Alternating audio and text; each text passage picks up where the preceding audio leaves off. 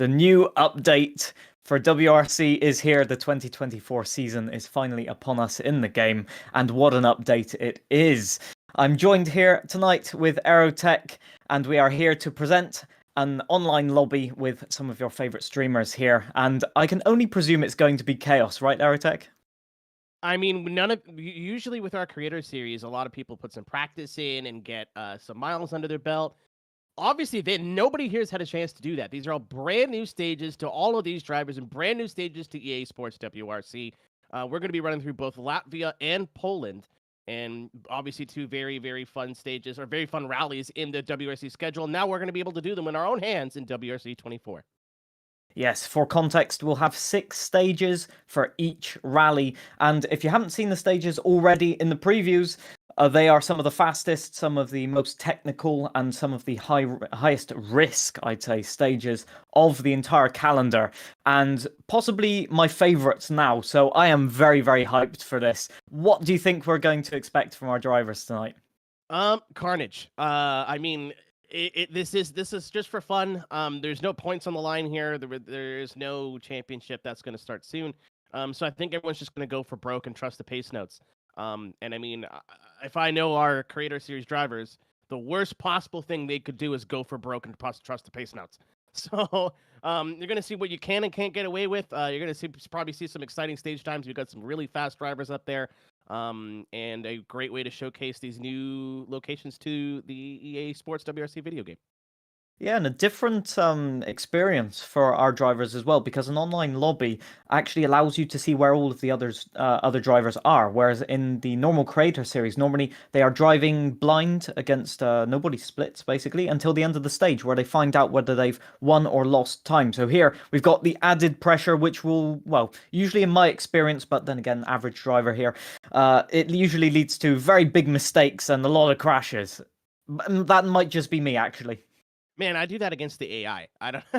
They're not even real people. I'm like, that robot is going 3/10 faster than me, and then I'm in a bush, within the next 4 corners. That's going to be super exciting. We're going to be able to hopefully like see how they react to it, and be able to see on the side how many people are getting ahead, how many people are falling behind. It'll be easier to keep track of what's going on in the rally too. So obviously, it's a lot more fun to do clubs because we get to drive along with y'all, but being able to have it in this format as well is going to be really interesting to see how people react. Brand new too.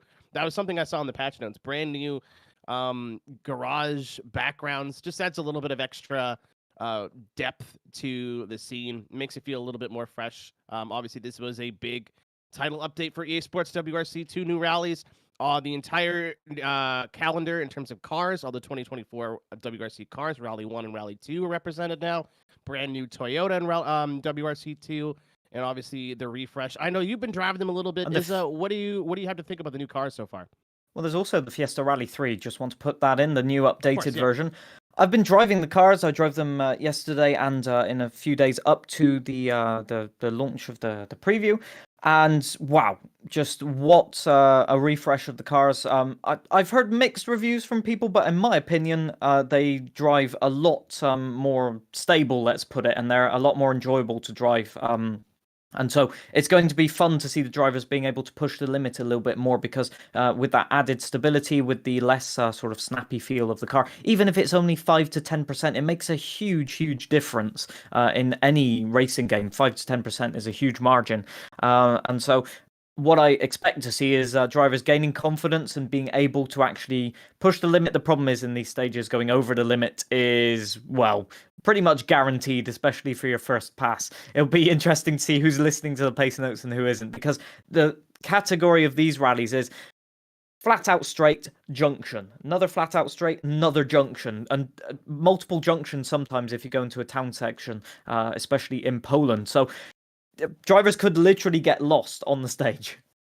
Yeah, and I mean, again, this is in the creator series. Not a lot of people. Some people put a little bit of practice in, but usually everybody gets a run through the stage, or has some past experience of driving the stages in other rallies or other clubs.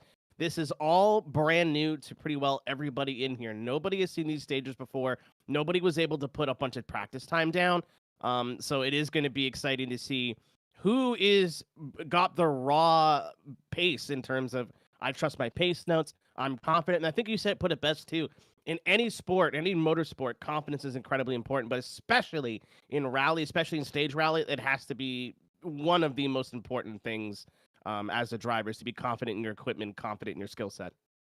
Yeah, I'm just noticing Gwat's name had a little message, a cry of help to us, I think, on his name in Steam this evening here.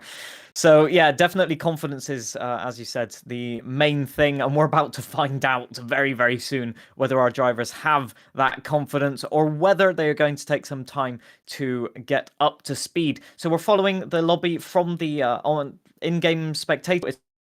It's going to look slightly different than usual, but we'll be able to see all of the chaos unfolds. Don't you worry, as Punju gets ready to start the stage here. And we've already got someone that's jumped the start. It's happening immediately.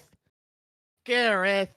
Producer Gareth. If you see not Crab Logger, that is us behind the scenes, but obviously nobody told him to go when it says go.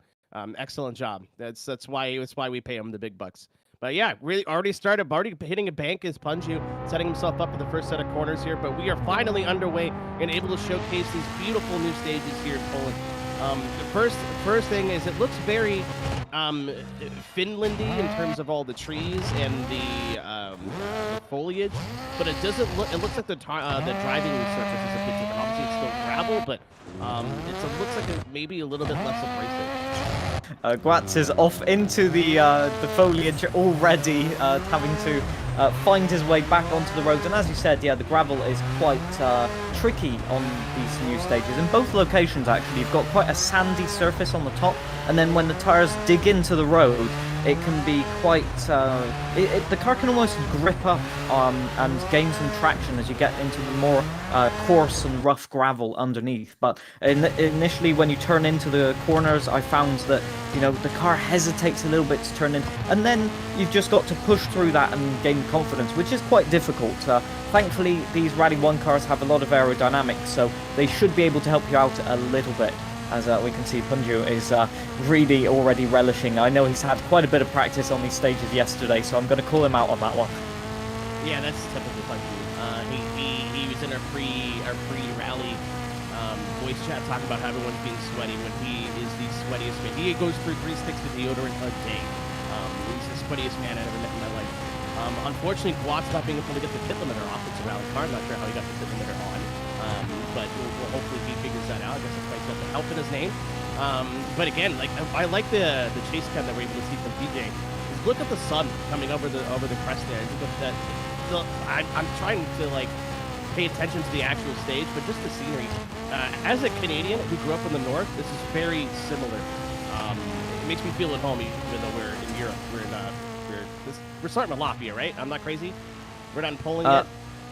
We are... I was trying to figure that out now. I think we are in Latvia, yes. It does look like the Latvian stages. They're quite narrow, the Latvian stages, so it does make sense that we're in Latvia. And yeah, indeed. Punju straight into 2 trees, doing the double whammy there, and getting it. Oh, nice rotation, 360 there, just recovering the car. Good stuff. He hasn't lost any of those skills that we've seen on the Creator Series, apart from going into another tree. Maybe I shouldn't jinx him too hard this session, let's put it that way.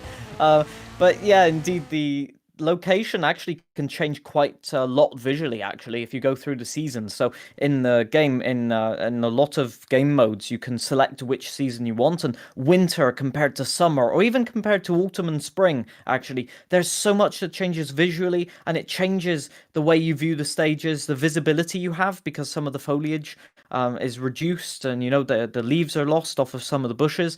So it can really sort of throw you off, actually, when you think, oh, I know this stage, and then all of a sudden you're seeing different visuals. So I do love that, and I do really think the quality of these stages visually is impressive. The lighting has been impressive right from the start, but the details of this stage, I've noticed a lot of detail on the side of the tracks. Sometimes, if you can look in the field somewhere, I have seen it, there is a moving tractor as well, which is, as Ancephalos is going for a spin as well in the field right now. He's trying to find the tractor. He heard what you said. It's like, whoa, no, I gotta show the people. That's just the kind of kind and gentle man Ancephalos is. Unfortunately, he's going to be in the... We're going to see a lot of that today, and a lot of this is unfamiliarity with the stages. Even though Punju and some other drivers, I'm sure, have gotten a little bit of practice. There's not really comparatively the thousands or hundreds of kilometers of practice and feeling really comfortable and knowing where to cut and where not to cut. You've got a general idea where you're going. You've only had a handful of days to get used to it. And you can see it right now. That was a left-hand turn, and so Los on the left-hand side of the track. Obviously, that's not going to work, so he's going to go a little bit wide. So he's going to be on the back foot going forward, as it looks like Glenbar currently leading the way with Jam ONG, or Jam on God, as me and Gareth like to call him. PJ Tierney is right there on his nip of his heels, too. So 3 or 4 drivers battling out for that top spot right now, as you can see on the left side of your screen. Yeah, it's a kind of a reset, as you said, for people. Some of the faster drivers might actually struggle, and some of the drivers that we are used to seeing in the mid-pack might actually gain a lot of pace compared to the fast drivers because of stage knowledge. Now, I will say, these stage knowledge is absolutely crucial because although the pace notes are great, in 99% of the corners, you always want to know where you're going. You want to have seen it at least a couple of times. It's why real-life rally drivers do a recce or 2 passes sometimes, depending on the championship, of every single stage, just to verify the information, have a visual sort of image of the stage in their heads, and that can be very important. So for our drivers, they might be seeing the stage literally for the first time, and that is such a difficult situation. It takes a lot of experience as a rally driver to drive a stage blind. And I must say, looking at the preview and looking how the real-life rally drivers drove the game, it's impressive to see that they can just hop on a simulator and drive through the stage and most of the time not even hit anything or not even have any real bad moments. And that's why some of these drivers here today are some of the best that we've got to offer here in WRC. As Gwatz finally gets his issue resolved, gets across the line, and unfortunately that's not going to be the time he's looking for. We've already got, I think the DSQ is probably us. Yeah, both those yes, are us. It is. He's towards the bottom of the board, but Vlembar taking the W over GJ by 4 seconds. Wow, and then the Puma. And if Vlembar was ready to go in the Puma, I mean, the Puma's a pretty important car when it comes to this rally. If you recall, Martin Sex was in one of these, was in this rally in the Puma and really impressed his first time out. And now he's got the drive. So not a bad choice if you want to step away from what would be, I guess, the traditional meta of the Yaris. Yeah, and that's the beauty of the new update, is that the cars are quite close in terms of pace on the default setup. By the way, all of the drivers are running default setup. We've managed to make sure that anybody that has been practicing has had their skill reset to 0 because they can't load their setups. So it's really, really encouraging to see, and basically the car choice is now down to, I'd say, driver preference or what type of driving style you have. Just to do a quick summary, the Ford is quite an oversteery car compared to the sort of balanced car we had before, but it has gained quite a bit in pace and is very, very fun to drive. The Hyundai has gained in stability and is now a car that I'd consider driving probably on most championships, actually. I know the Toyota is still very, very fast and stable, but the Hyundai has a little bit of dynamic feel to it. It really does feel like you're on the limit on every single corner, and that is something we love in rally, as it's one of the unique features of this competition. And I mean, anybody listening, you are hearing the advice. I mean, you just put out a YouTube video, not to cross promote, but you just put out a YouTube video kind of first impressioning the at least the top class cars, right? So this is something you've got some experience with. I know some of us, I didn't know that they drove different, to be honest with you. I just drove the Hyundai because I liked it the best. So it's cool to see that there is a pretty significant difference in how they're driving and how they're balanced. That reflects what is going on in the championship this year. Obviously towards the closing stage of the championship, but it's still cool to see that they put the work in and they're going to be reflected to a little bit more of their real life pace. Yeah, I'd say the main factor still is just the driver, and even with the 23 cars, the main difference came down to just the driver. It was only at the top pace that the Toyota really gained a significant gap. It was interesting to see actually that some people thought that the cars were completely the same. Now, are they completely the same? I don't really know. In my opinion, and in my driving, and in the times that I tested, the times were significantly different to the 23 cars. So something has changed. What, I wouldn't be able to tell you without looking into the game code, maybe. But the main thing to take from it really is that they've gained in enjoyability, and I think that's something that some people had struggled with these cars being so fast. They are it's difficult to explain to somebody that has not played this game how fast the Rally 1 cars are and how much stability and consistency of the car actually matters at that speed. Think of it as the Formula 1 2014 game. If the cars were just snappy all the time, like more than a Formula 1 car already is, to the point where it just spins you out every single corner. That's what it would be like. And imagine now that the cars get stable all of a sudden, it makes a huge difference. And to your point, this was my first rally title, really. When it was launched, it's the first one I sat down and really put effort into. And obviously, when you get into WRC, the first thing you want to do is drive the top class, drive what's active right now. And I was more comfortable driving Group B cars than I was Rally 1, because the Group B cars don't stop and they don't steer quite as well. Obviously, I think they probably got the top end if you're on a big Kenya-sized straight, but the amount of speed you can carry in the corners and the confidence the car lets you have at just a little bit of slip angle was so intimidating. I couldn't think fast enough. So yeah, that like hitting the nail right on the head too. I know you've got a lot of experience, but as somebody who was a casual player, I still consider myself a casual player. Compared to people like you, Lembar, Kamikaze, it was such a learning curve to think 3 corners ahead while you're holding on for dear life in something that is actively trying to kill you. Go. Yeah, that's the thing, really. I think you've explained it very well. The Group B cars force you to slow down and drive at 90%, whereas the Rally 1 cars encourage you to drive at 110% with the aerodynamics. And so, you know, when you're holding on for dear life, let's call it, it can be quite an experience to get something wrong, and you're going at such high speed that you rarely get a chance to recover it, as we've seen already from some of our drivers tonight. But that's the beauty of Rally, really. You've got so many car classes that you'll always find something that you can enjoy. And now we've got one complete car class and 2 new cars as well in other classes to give to people that, you know, and they can enjoy it, basically, and find something that they like. And judging on the testing that I did, the cars are very, very enjoyable to drive, all of them, all 5 of them. Yeah, when I started, I was in the junior WRC, the WRC3, and those are fun because it's all momentum. It reminds me of go-karting, where you don't really have the speed, you don't really have the acceleration, but you have to maintain speed in the corners, which is, you know, it's a learner car. That's kind of the point.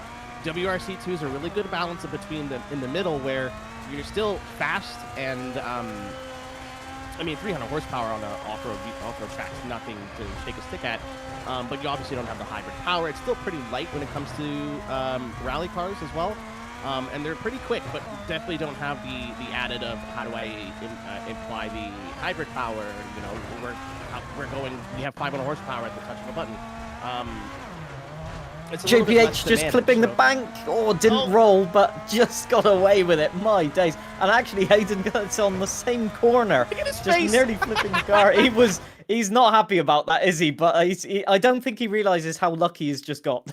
Yeah, you can see it right in his face. Oh, I don't like that one. It wasn't quite good for me. That's not how he talks. I made that up. I'm sorry, Hayden. But yeah, it's like you said too. In these cars, you don't really have that margin of error where you can kind of drop a wheel off. And get away with it. If you go off, it's usually pretty significant.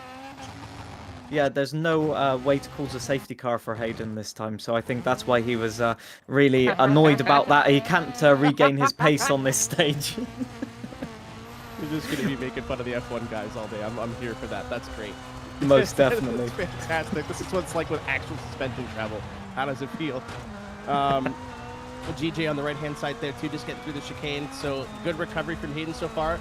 A lot of this, too, is going to be debating on whether how fast you dare go. And again, this is kind of a difference from what we do for normal creator series, where you put some practice in, get some warm-up laps. I know Punju's one of many people that has a club set up alongside the creator series. You can jump in and run it, get some practice on the stages with the service areas in the right places.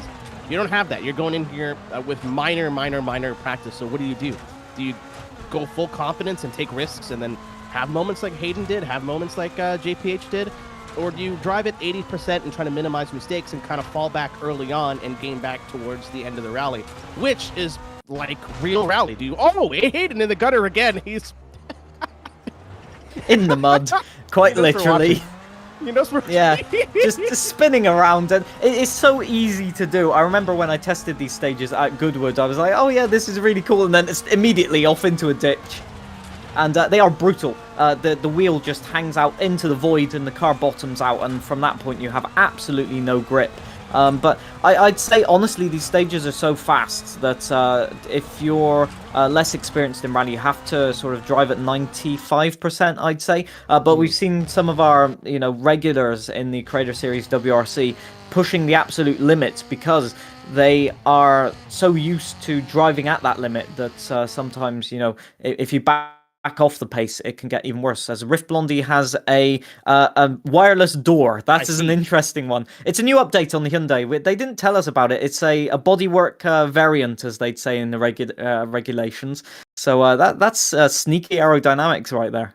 If you've heard of the wireless drive shafts at SEMA, welcome to the wireless door. That was not part of the DLC, folks. That's not. It's not an extra purchase. Well, it is now. If she didn't do very well, she can blame the weight penalty. That's what we got an extra door on her, so we keep her level with everybody else. But GJ actually taking the win on that one. Sorry to take the wind out of your sail there, but Limbar having some issues, so he got that big win in the first stage. This one much closer. Your top four all within 2 seconds. Yeah, it's really interesting to see the gaps between the cars. Actually, a lot of people going for Hyundai and Ford, and actually having a good good rally here. I'm surprised to see the Toyotas quite low down, especially Jam. Jam's a very good driver. So I did notice the Toyota can have a bit of understeer on gravel with the updated version. So maybe Jam dealing with a little bit of understeer. I think we've got an interview lined up, so let's have it. Who's it going to be? Is it Punju? Mr. Punju, welcome once again to the interview box. How do you find the stages? Really, really fun. These are so dang good, dude. This is my exact style of rally. It's ridiculously fast, full commit. You're scared the whole time. It's perfect. And the new cars are much better than the old ones. So yeah, I'm loving it today. This is really fun. The stages are often qualified on these fast gravel stages as the Gravel Grand Prix. So how are the aerodynamics working? Can you feel the difference? Big time. Big time, big time, big time. I think in general, it just feels like these cars are a lot more just railed down and just I have way more confidence than I've ever had, I think, in the rally ones. So yeah, I'm really enjoying it, and the downforce is definitely helping. No setups, obviously, which does kind of change. I'm sure those who do setups when they start getting more into it is gonna make it even better. But for now, it's feeling really good. Yeah, the extra weight that he feels on the car, obviously, is the branches that he's collected along the stage. But we'll gloss over that. Maybe Aerotech, you got a question? Yeah, I was going to say, obviously, this is a gravel rally. It's fast. We're no strangers to that in WRC. So what is the big difference for Latvia so far compared to something like Estonia or Finland?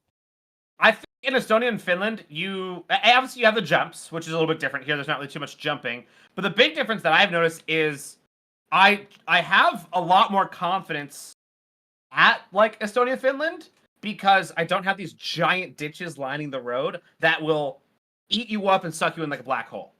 They are brutal if you go off track here. The bumps and the ridges and all that kind of stuff on even the actual road itself too. There's phantom bumps everywhere that will just launch your car and front flips everywhere here. So I'm a lot less confident to extend track limits here, which I think is probably good and almost forces you to be smarter and a little bit chiller out. So yeah, that's kind of what I'm noticing is the big difference.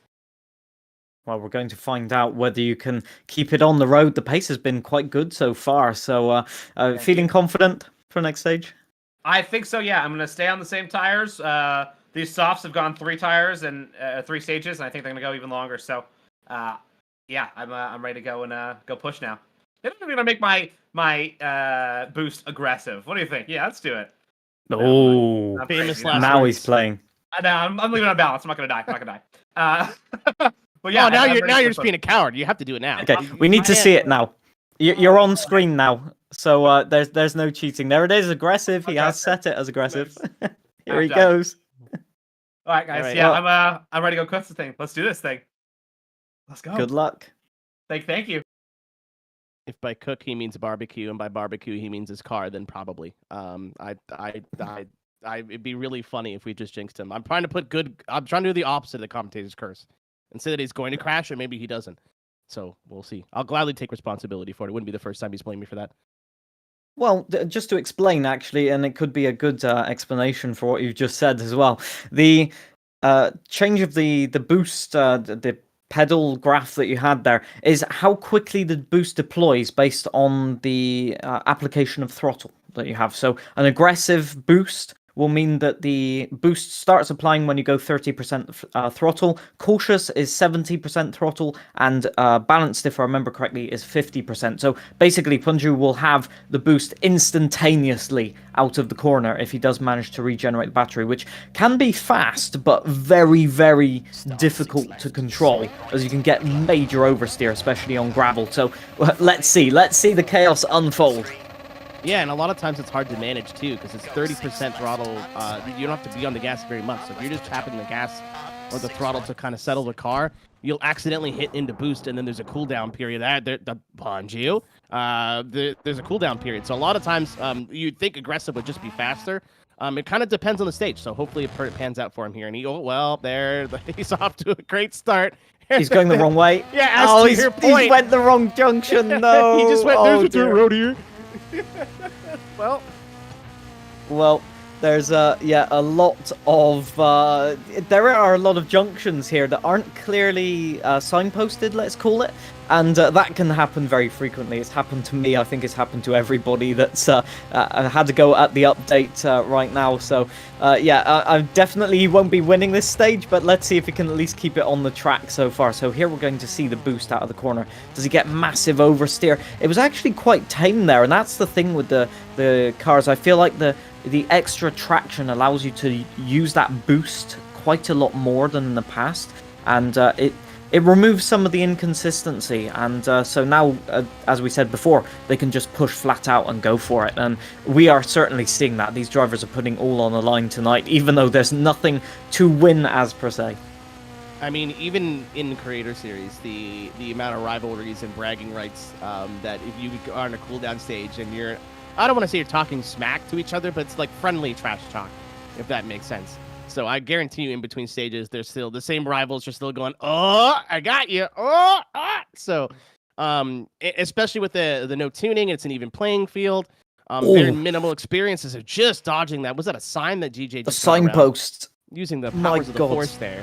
Good lord. Those things are more solid than the Maginot line. There you go. There's a history joke for you.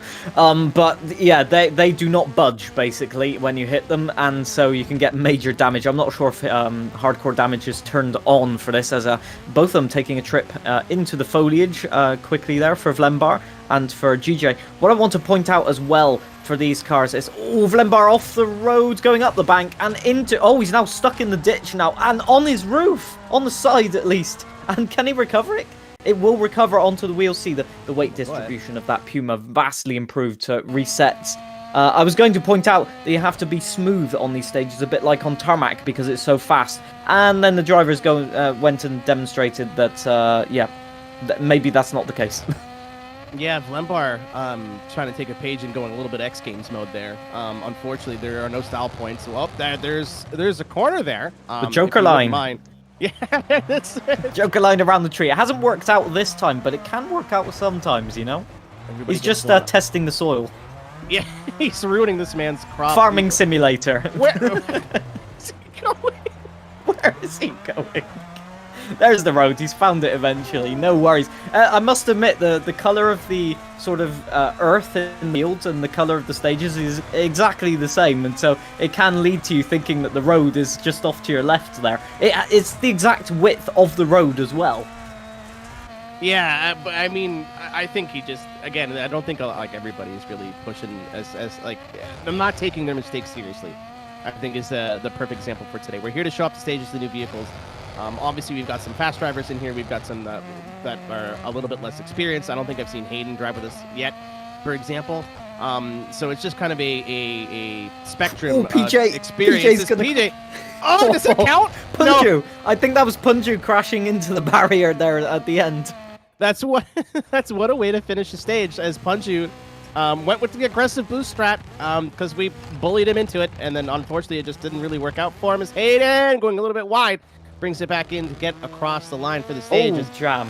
That Oh, looks dear. like a Baja buggy of some sort. That looks like a UTV. That doesn't look like a car anymore. Well, Toyota does have a Dakar project, but I'm not sure they wanted to do it with the Yaris. Man, that looks almost like a drift car with how much pieces are missing now. That's not we've seen drift Yaris's before, but not necessarily in that. So unfortunately, Jam not getting the run, and it's uncharacteristic. I really thought we'd see the Toyotas towards the top because obviously Cali Rovenpair won this rally when they had it this year, but it looks like the Fords. We got three Fords in the top 5, and then 2 Hyundais up there. No Toyotas to be seen. So kind of a surprising development on what's being up towards the front. Maybe we'll see a bit difference in Poland, but GJ taking the win on that stage, 3 seconds over JPH. And then obviously we've had some drivers with some issues. Vlabar going for an excursion. I think Hayden said in the chat that he had an issue. Punju obviously with his own issues. Encephalosis doing encephalosis things, whether he's either to the front of the leaderboard or to the back. There's no in between. Look at the penalties. The penalties are quite severe. There's like 1 minute and 20, I think I saw 1 minute 4 penalties there. So quite a few resets, probably missed junctions or something like that, or just driving off the roads too far, thinking that the road goes somewhere else. It is quite difficult with all of the blind crests and all of that, but that's what's lovely about these rallies is that you've just got to go for it and hope for the best. Yeah. So speaking of drivers, I don't think we have driven with us a lot. We are going to be able to speak to one of them. I think we're going to be able to get Hayden Gullison here. Hayden, first time with us, first time on these stages. How's it going out there for you so far? It started off actually really well. I was sort of, slow and steady, just a tortoise in the hare, slow and steady wins the race. And I think I'm getting more and more comfortable. But then I'm pushing a bit too much. Maybe too much. In that stage, I made quite a few mistakes. I've now got some more repairs that I need to do. But I'm enjoying it. It's actually a lot of fun. Really, really enjoying it. So seeing as these... No, sorry, carry on there, Artek. No, you go ahead. You go ahead. You're smarter than me. It's fine. Well, I wouldn't say that, but I was going to ask a question along the lines of the aerodynamics, because in the Formula games, the aerodynamics is a very important thing, and the faster you drive, the more aero you have, which is a bit like the Rally 1 cars here. How much can you translate your sort of Formula 1 driving style across, and is there any sort of correlation in your mind of how the grip works? I think not great. I think because I'm maybe a bit too smooth with everything, and I feel like with rallying, you got to be aggressive and you got to not be afraid to really send over some jumps and catch it and drift it. And I feel like that's where I kind of struggle with. I'm too smooth, especially the tighter corners. Maybe I'm struggling a bit too more with that, with the drifting and the handbrake turns. No idea how to do those, so those won't be whipped out at all. But I think I'm just sort of aiming for keeping it smooth, keeping it slow and steady, but like less damage, not a lot of mistakes, get across the line, and picking off the few that are pushing a bit too hard, like Punju in that last stage. And even the first one made a mistake, and therefore I was able to beat him or catch up to him in the first stage, but then beat him in the stage we just did. So that's sort of really my goal. Something different for what we're doing today is we have that live split on the left-hand side. How often are you looking at that? You just touched on it there with Punju. A lot of our fast drivers, because of these stages, are making mistakes. So how often are your eyes flicking to the left there? You're not paying quite a bit, in all fairness. Yeah, and it is distracting. It's bad. I'm like, stop looking at it. You're doing all right. Like the second stage, I was doing actually really well, and I think you might have caught it where I made a mistake, and then like kind of rotated the car 180 and had to get it back around. And lost a lot of time. And I was looking at that, and I was like, oh wow, I'm actually with the top guys. I'm not too far away from them here. And then maybe I got a little bit too aggressive with it and being like, well, we need to keep up with them. We need to really keep on it, rather than being like, it's okay, we can lose 4 seconds. It's not a problem. But it's still, I'm going to gain those 4 seconds later on when someone else makes a mistake, and that's the mindset now I need to continue to stay in. It would be like saving tires in a Formula race. In a Formula 1 race, you kind of have to be patient and know that your race is going to come to you. But we want to go, right? So it's kind of a hard thing to balance. Yeah, exactly.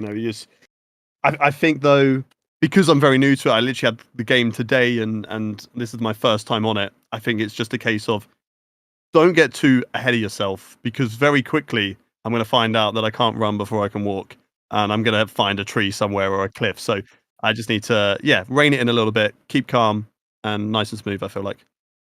Well, you'll be able to demonstrate that to us in about 20 seconds' time, so good luck with that. Thank you. And glad to see that you're enjoying it. Thank you. That's great to see. Honestly, I just love seeing people having fun, to be honest. And for a new update to bring people back and to allow them to experience the full force of crashing into a tree at 190 kilometers per hour, is it's quite something. Yeah, let's get concussions with our friends. That's that's.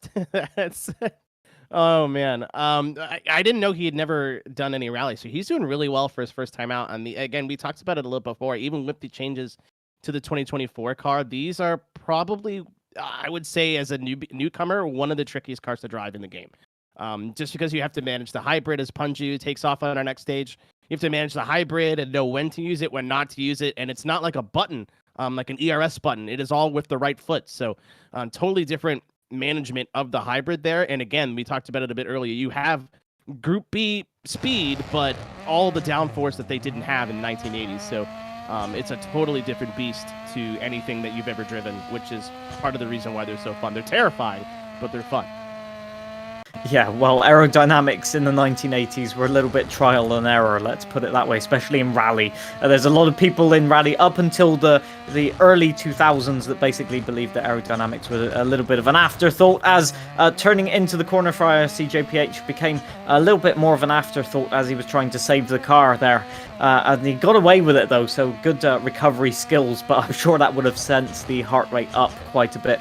Interesting that our drivers have been referencing the bumpiness of the stages. That's one of the main differences that I can find with the new stages, is that it kind of brings back that sort of driving at 95% because the car is consistently getting bounced around, and you can see it from the third person view there, but even from the onboard views, really, you can see so many dips and crests and even just camber changes in the road. It just gives you no respite whatsoever. I'm going to nerd out here a little bit. It's really hard to set up for corners when the weight is constantly shifting.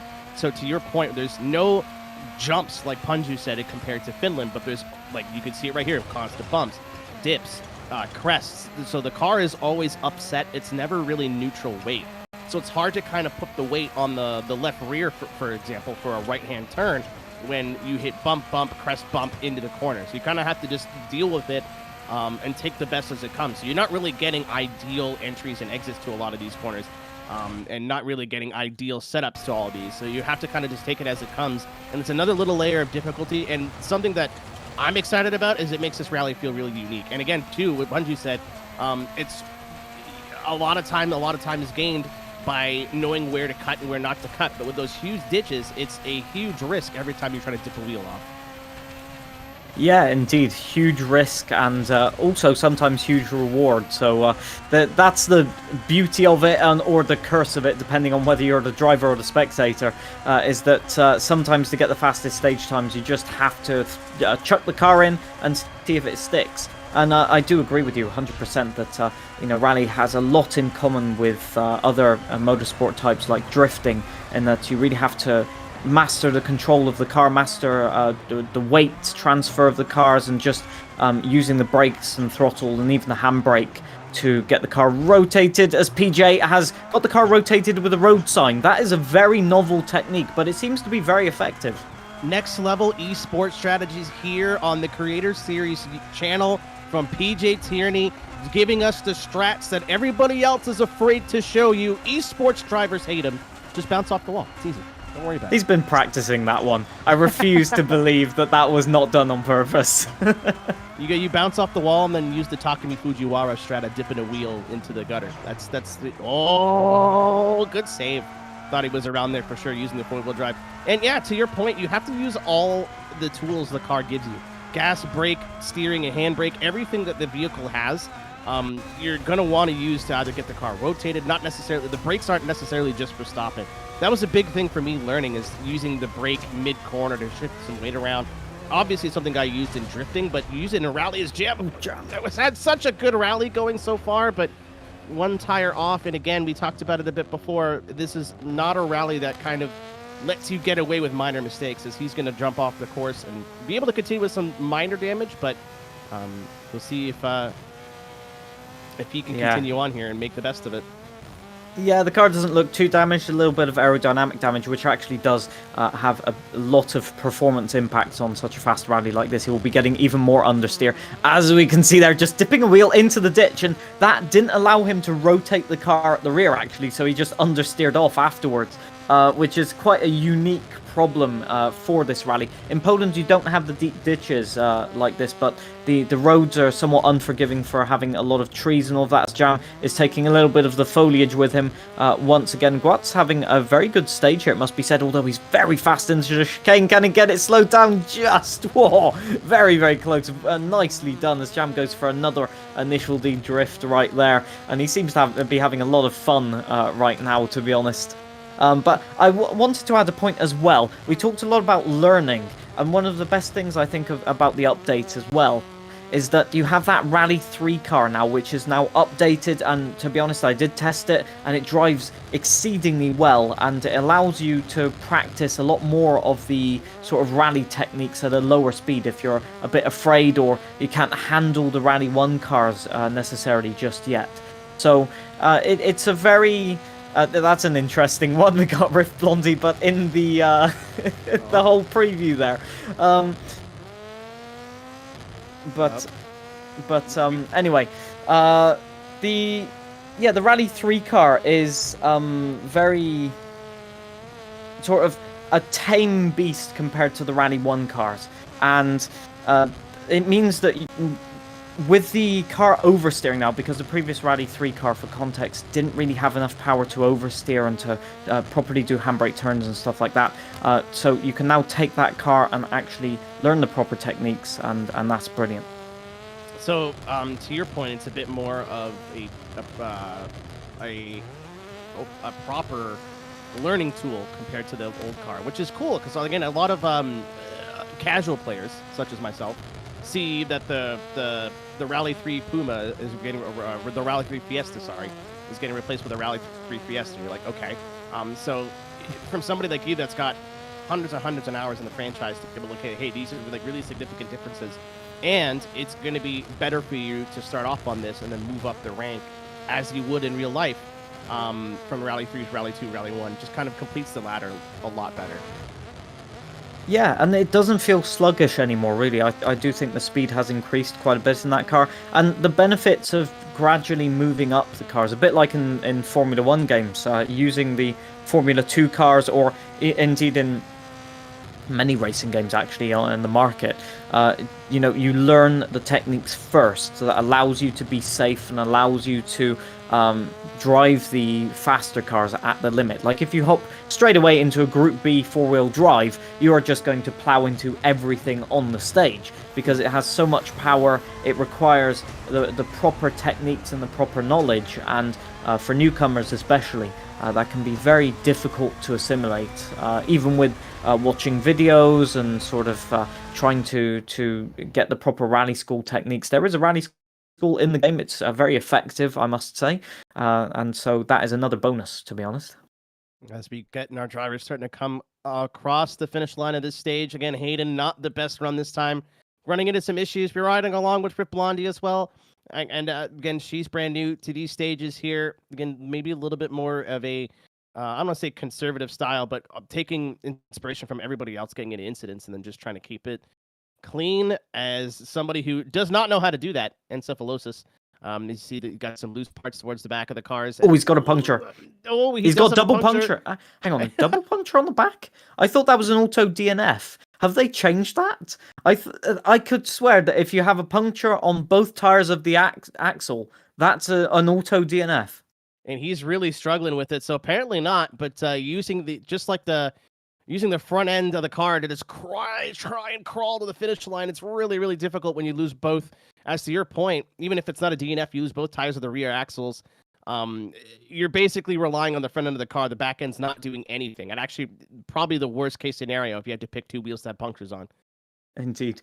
When I said that the Ford was oversteery, that's not what I meant, by the way. But it is indeed effective as crashes into the finish line. What a incredible finish as we have GJ on the podium. Punju just off of the podium. Let's see if we can get to the top of that leaderboard briefly. And it is Vlembar taking a stage victory by just 1 second over IRC JPH. And yeah, Punju there will be kicking himself possibly for a few mistakes, but going very fast. And PJ is again rapid. Look at those splits. The first split from Vlembar is where he really gained the time, with JPX actually bringing back the time towards the end. So very, very tricky stage. And Guat's actually having a very good stage as well. Look at all of that damage. I think, emotional damage needs to be put next to all of those. Guat's is the only one doing it right. He's just chilling. He's just hanging out. He's letting everyone else having issues. He's just running his own rally now. He's the only one without issues on that stage. But again, that's kind of what we thought was going to happen. It was just pushing too hard and then having some offs, some of them minor, some of them not as minor, but GJ currently leading the rally by 4 seconds. That is that's not a whole lot in terms of rally. It's absolutely nothing, and so it's going to be very, very tricky for JPH and GJ to remain focused. They'll see their names on the leaderboard. I think we have time for another interview, and it's Ancephalosis in the comms box this time. When I said the Ford was oversteery, that's not what I meant, but good show. I'll take it. Thank you. How's it going, guys? Yeah, that last one was wild. I didn't even realize. Apparently, I had a double puncture in the rear. I don't even know. You look like a dog dragging itself across the carpet there towards the end of the stage. Just with your front. Just that's all it had. Gotcha. I know you've got a lot of seat time. I know you've been streaming a lot recently on your own channel. A lot of this stuff too. How are the new cars for you? That's been kind of my biggest thing that I want to hear from a lot of the people with a lot of seat time. So how is the 2024s versus the 2023s? How are you acclimating? Yeah, so I expected them to pretty much feel exactly the same, but I have to say immediately the 2024 feels much more it basically feels like someone already has tuned it for me, is the best way to say it. The suspension just is holding the ground perfectly. Maybe the gears would change, but you pretty much want to change the gears every time in this game. But the suspension, I mean, feels incredible right off the rip compared to the previous Ford Puma. I'm hearing that I guess maybe the Puma is still a little underwhelming compared to the Yaris, but at least compared to the old Puma, I'd say it's definitely a big improvement. The time difference from some of the own testing that I did in that YouTube video it was about 1.5 seconds. I had to do that. My apologies. But yeah, about 1.5 seconds. So it's not underwhelming. It's just the only people that would notice would be esports drivers. And I think it comes down a lot. I think I echo what you said. I think I said it in pretty much exactly the same words in some of the previews that I did. That it just feels more stable and planted, and just like the suspension is working properly. Yeah. Yeah. It even I don't know if I should admit this, but I almost rolled it a good few times, but I want to say that the 2024 saved it a bunch of times where I feel like, or at least it was much easier to save than if I was in the 2023 where I would have had to work more, or where I would have just expected to roll there. So first time running through these stages, I'll get it really quick for you. I mean, we've already obviously have some high-speed gravel stuff. Punju talked about it a little bit. How is Latvia treating you, my friend? Minus the whole, minus the punctures and the rolls. How's it treating you? Yeah, minus what you might expect from me trying to go as fast as I can on a stage I've never been on. I think it's going really good. I think it's beautiful. The first stage was dealing with a little bit of darkness, but it was kind of cinematic. I think it's because the sun was like setting, which also looked beautiful in the distance. So there's like some parts where it's a little darker, some parts where it's lighter. So it's definitely a good looking stage. There was also a part where it went from being kind of a flat, more of a finished like flat surface to more of like almost two tracking for a little bit, and I thought that was super fun. So enjoying Latvia so far. Great analysis. Well, we hope that you continue to enjoy it, and yeah, we wish you luck. Hopefully, there's no more punctures in this one for you. See, personally, I was hoping he'd get more punctures because that was really fun to watch. But you are a better sportsman than me. I want to see all my friends struggle because it's funny. Speaking of which, Punju up to the line. he's had nothing but issues so far, which is kind of the modus operandi of my good friend Punju. He's either one of the fastest guys out there or the first into the tree. So hopefully he can break that streak, as this almost looks African that we're going into now. Very flat. The foliage is kind of spread away from the stage. Very Kenya-esque towards the start here. In terms of the faster parts of Kenya, but surprised he got a corner. Yeah, he's just as shocked. I thought he was like, oh, big extension there, very smart, but apparently somebody thought of that already.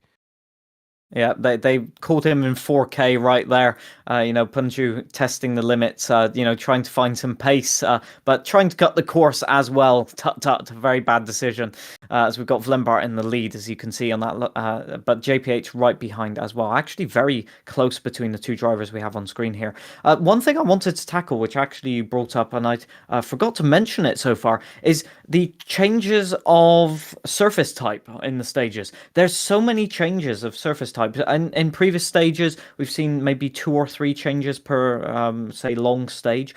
In here, literally, per kilometer, you can go through 3 different types of surface. I've come across tarmac, I've come across sandy gravel, very coarse gravel, cobblestones. There's a lot of cobblestones in especially Poland, which we'll see in a few stages' time. And so it can really throw off your understanding of the car, and so you have to be adaptable on these rallies, which is very, very easy when you're traveling at 150 plus kilometers per hour, right? Yeah, and it's something that'll catch you off guard, and you kind of have to react to it. Something where, as you would say, a recce would help, but some drivers have had that, but most have not. As we're starting to find out, some drivers, oh yeah, I got some time in, and apparently they sent an email to the right people, and some were not on that mailing list. So we're seeing a good juxtaposition of those who have put some time in and gotten warmed up, and some that are figuring it out here on the fly. Is going off of what it looks like, a very, very soft surface, loose surface. But in the past stages, it looked very coarse as well. So constantly changing, even though it's just gravel, it's constantly changing types of gravel, which do affect the car. As a good save there from Riflani, just tagging the inside of the bank, but keeping it going straight. I think as long as you're not facing the wrong direction as GJ on that topic, backwards entry, this is the wrong place for that, my friend. Plus 10 stall points, though. I'll allow it. That's fine. We can make that happen, as he's going to get towards the end of the line here. As I believe this is phase stage 5 of 6. He's currently P4. 10 seconds behind Vlembar. Not a bad place to be, but I'm sure he wants to be a little bit farther up that leaderboard.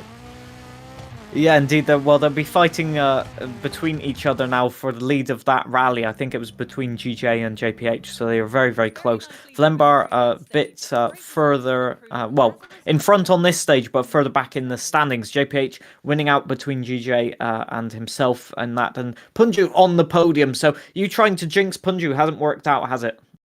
No, I don't like him. I do, but we used to be so close, and then he just decided to start getting better, and it makes me upset. So it's from a skill issue, personal problem. But it's cool to see him up there boxing. I know he's got that 5-second penalty. If not, he'd be right nipping at the heels of JPH and Vlembar, and that's such a huge improvement for him in terms of where he was 2 seasons ago with us in Creator Series. So he's kind of become... he's not in the midfield anymore. I think he's kind of towards the end of the top of the field. It's annoying, but it's super cool to see him out there confident and putting some good stage times in. Again, unfortunately, some drivers with issues, but Guat's up there with a good showing, just showing what you could do if you just keep it clean, because so many of our drivers are having issues on these totally foreign stages to them today. Yeah, and this guy Gareth Allen that keeps DNFing. I mean, just I don't know what he's doing really. Anyway, just having a go at our producer there. No worries. But I think we're about to have another interview from Guats. Hello, welcome to the comms box.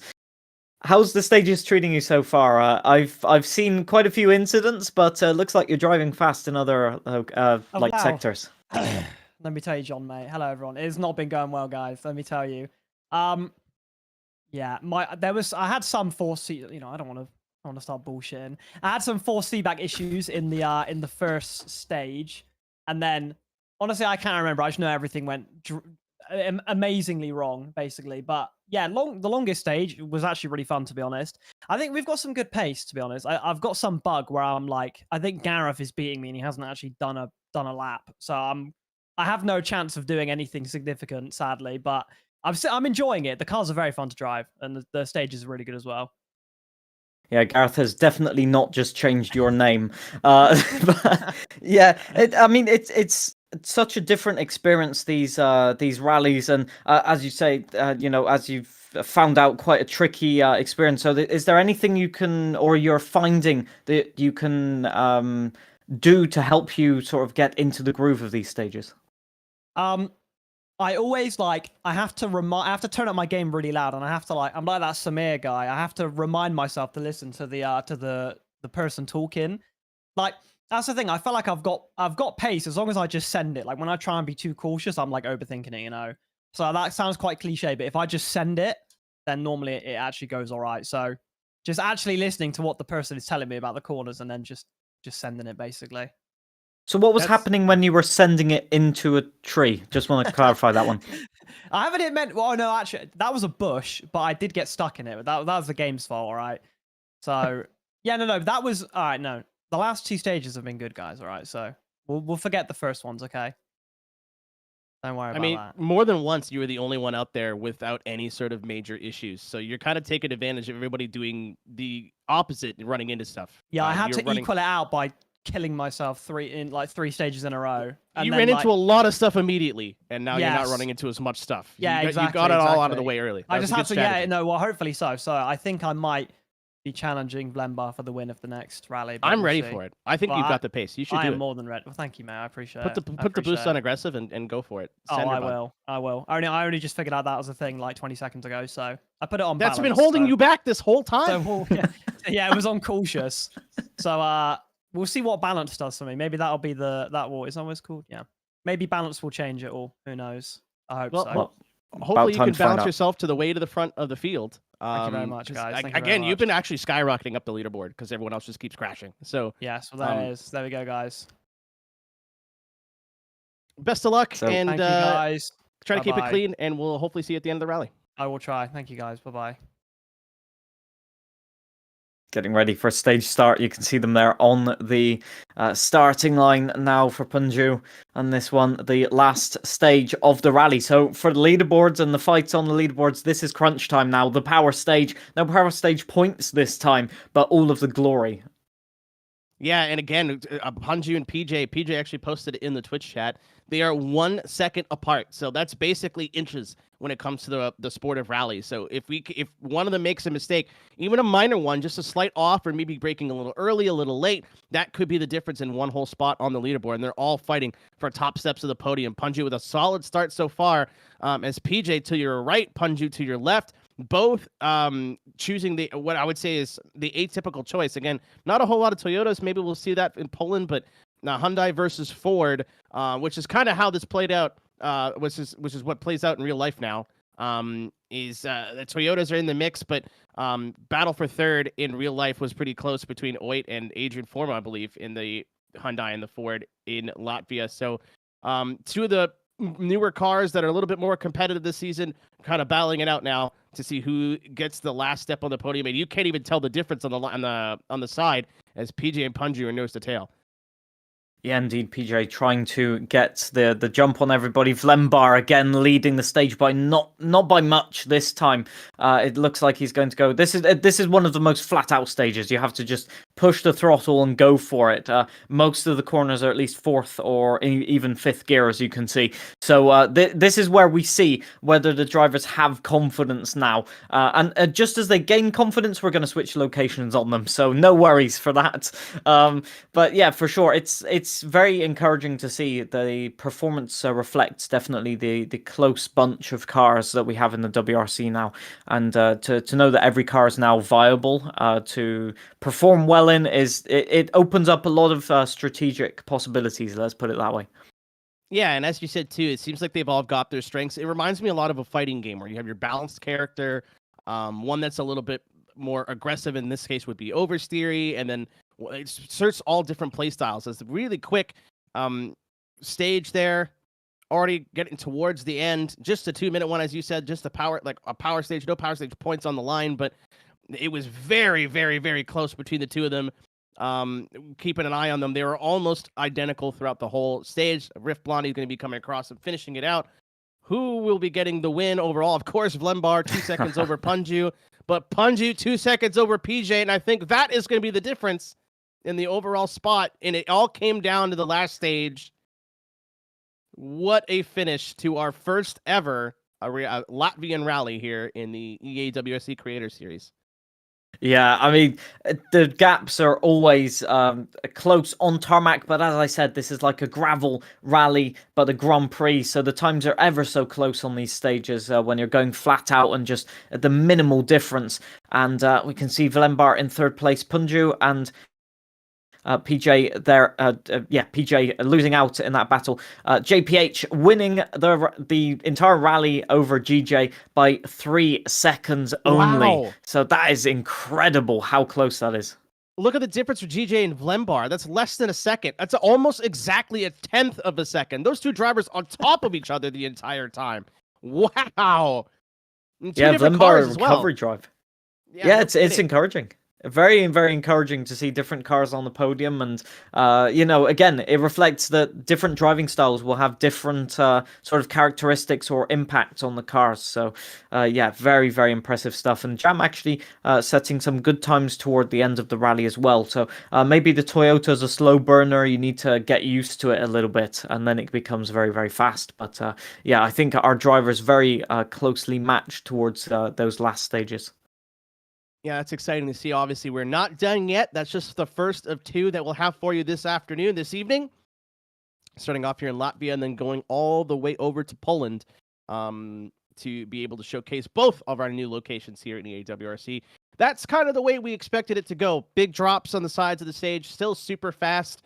Again, obviously, when people had issues, we saw Vlembar being very kind and helping him till the fields for this upcoming farming season. A couple people were upside down, and Cephalosis decided he didn't need all 4 tires. So now, as we leave Latvia and go into Poland, I'll ask you, because you have some experience, going from, what's the biggest jump now going from Latvia to Poland? What should we see in terms of difference? The Polish stages are a tiny bit wider, but they do have quite a few banks on the outside. We're talking half-height banks, so just enough to clip the tires, but banks that you can also go over, and so into a field or something. So there's a lot of trees. Obviously, Poland, very forested country.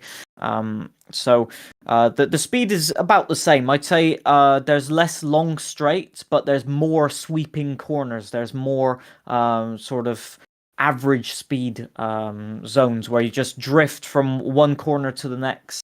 And it's the same driving style is required, but it's a lot more about keeping the average speed through the corners very, very high. And obviously, if you're out there watching going, this seems exciting, I want to get in on this, just wait a little bit, because our next season of Creator Series should be starting within the next 7 days. You're going to be able to see your favorite streamers, as well as anybody from the community go up and see who can be to the top of the leaderboard. Super exciting to see that. And again, we haven't really talked about it a lot, but I want to bring it up now that we've got a little bit of downtime. What's going to be super exciting now is the updated moments. So obviously I was following the Latvian rally a little bit on YouTube when it was happening. I don't think I was at home at the time. And to see Martin Sex come up with a hey, we'll give you a drive, and I forget what post stage where he set like a top 3 time and he didn't believe it. And his eyes were this big. So maybe to be able to relive stuff from this season in the proper equipment and the proper rally is going to be really cool for those out there that are fans of the sport. Yeah, I think that was stage 2. It's Martin Sesks, by the way. Just going to put a little pronunciation correction out there. Yeah, please. Just for the driver's benefit, let's put it that way. Although the other pronunciation is quite funny.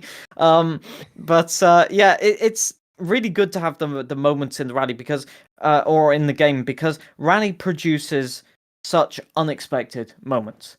A rookie driver coming in to what is some of the most difficult cars to drive in the last few decades of rally, and being able to on day 1 set a time, I think it was second fastest on stage 2, is just absolutely mesmerizing. And It just showcases how nuts you have to be to go fast in rally, and some of our drivers are demonstrating that on our show tonight.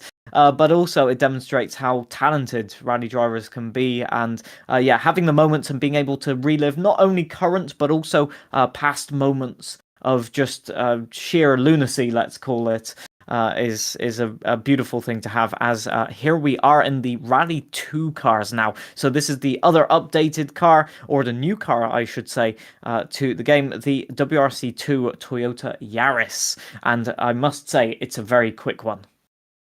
Yeah, and it's something that I think has been, out of all the cars that have been added this season, something that I think would probably be the highest requested car. We needed some competition in the Rally 2 class, and it reflects what's going on in Rally 2 or WRC 2 right now. So to have the Yaris to kind of fill that out and be another modern WRC 2 car is going to make any sort of WRC 2 rally, whether it's clubs or whatever, in the game a lot more exciting. And obviously a different soundtrack. That 3-cylinder GR engine is going to be something totally different to hear in this level of competition. Obviously you've had the Fiesta, but it's super cool to have it be just something different to hear, like a different audio visual experience, not just another car where it looks the same and feels the same, but maybe drives a little bit different. It's a totally new sensation.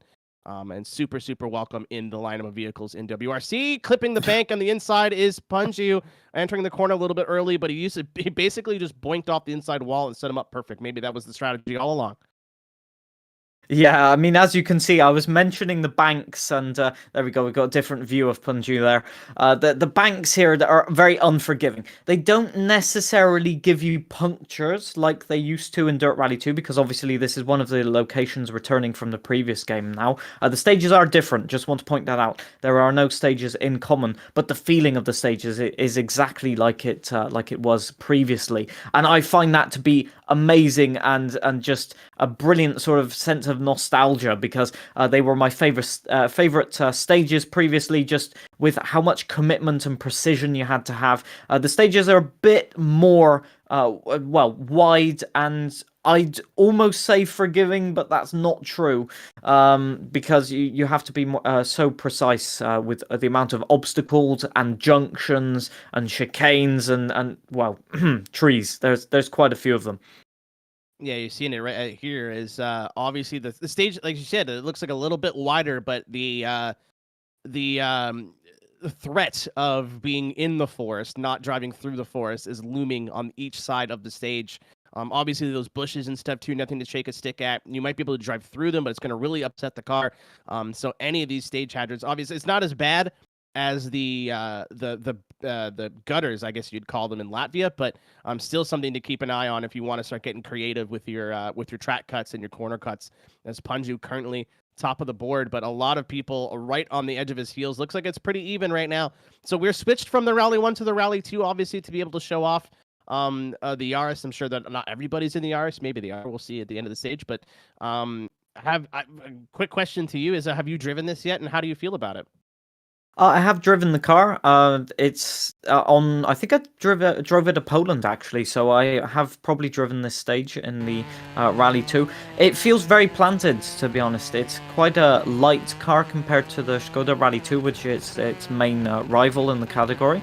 And so you can really chuck the car about a lot, and it's quite oversteery, so it gives you quite a bit of confidence, and Punju using all of that confidence, although I'm going to have to call him out on it, because I saw him practicing this car a lot yesterday in a little championship mode that he produced on his live stream. So yeah, he's got a lot of experience with this, and I'd hope that he's leading the stage, at least the first one.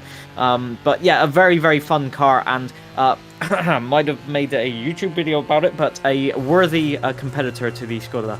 Once again, I'm going to make my producer. Where could we find that YouTube video? Where can we I go don't to know. watch Maybe that on the YouTube YouTube video? channel is amusing. Oh my god, I'm making myself cringe with the plugging that we're doing. And we could like, comment, and subscribe to Twitch, youtube.com/isAmusing. You can go to twitch.com/isAmusing as well. Listen, pal. It's our microphones. We'll do what we want.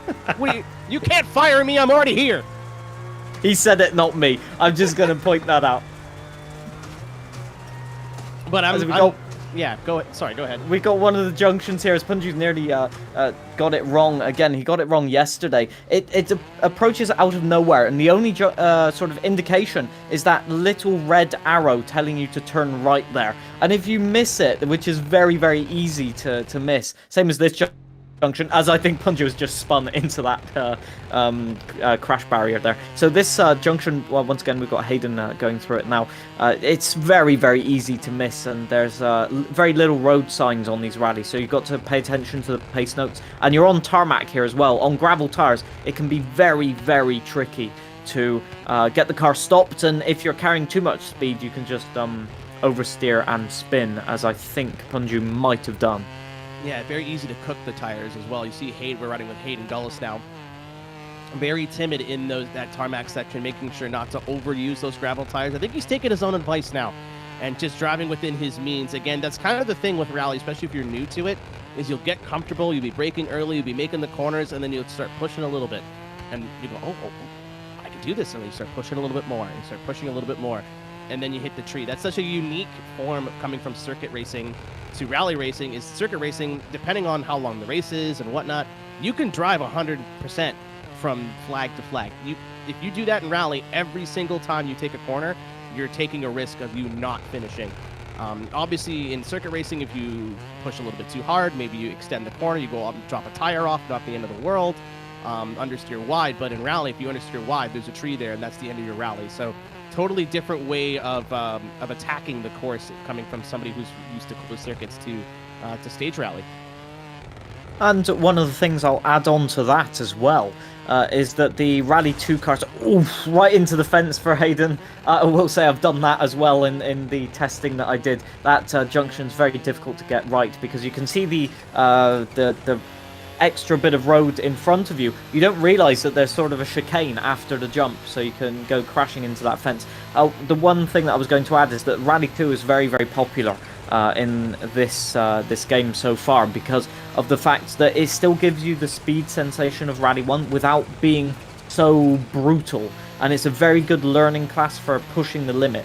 You can push these cars sometimes to 110% and be really close to the limit every single corner, and it doesn't necessarily punish you for it. So I think a lot of our sort of less experienced drivers will be enjoying this class even more. And we can see at the top that the times are very, very close between, I think, Vlembar, IRC, JPH, and indeed Punju.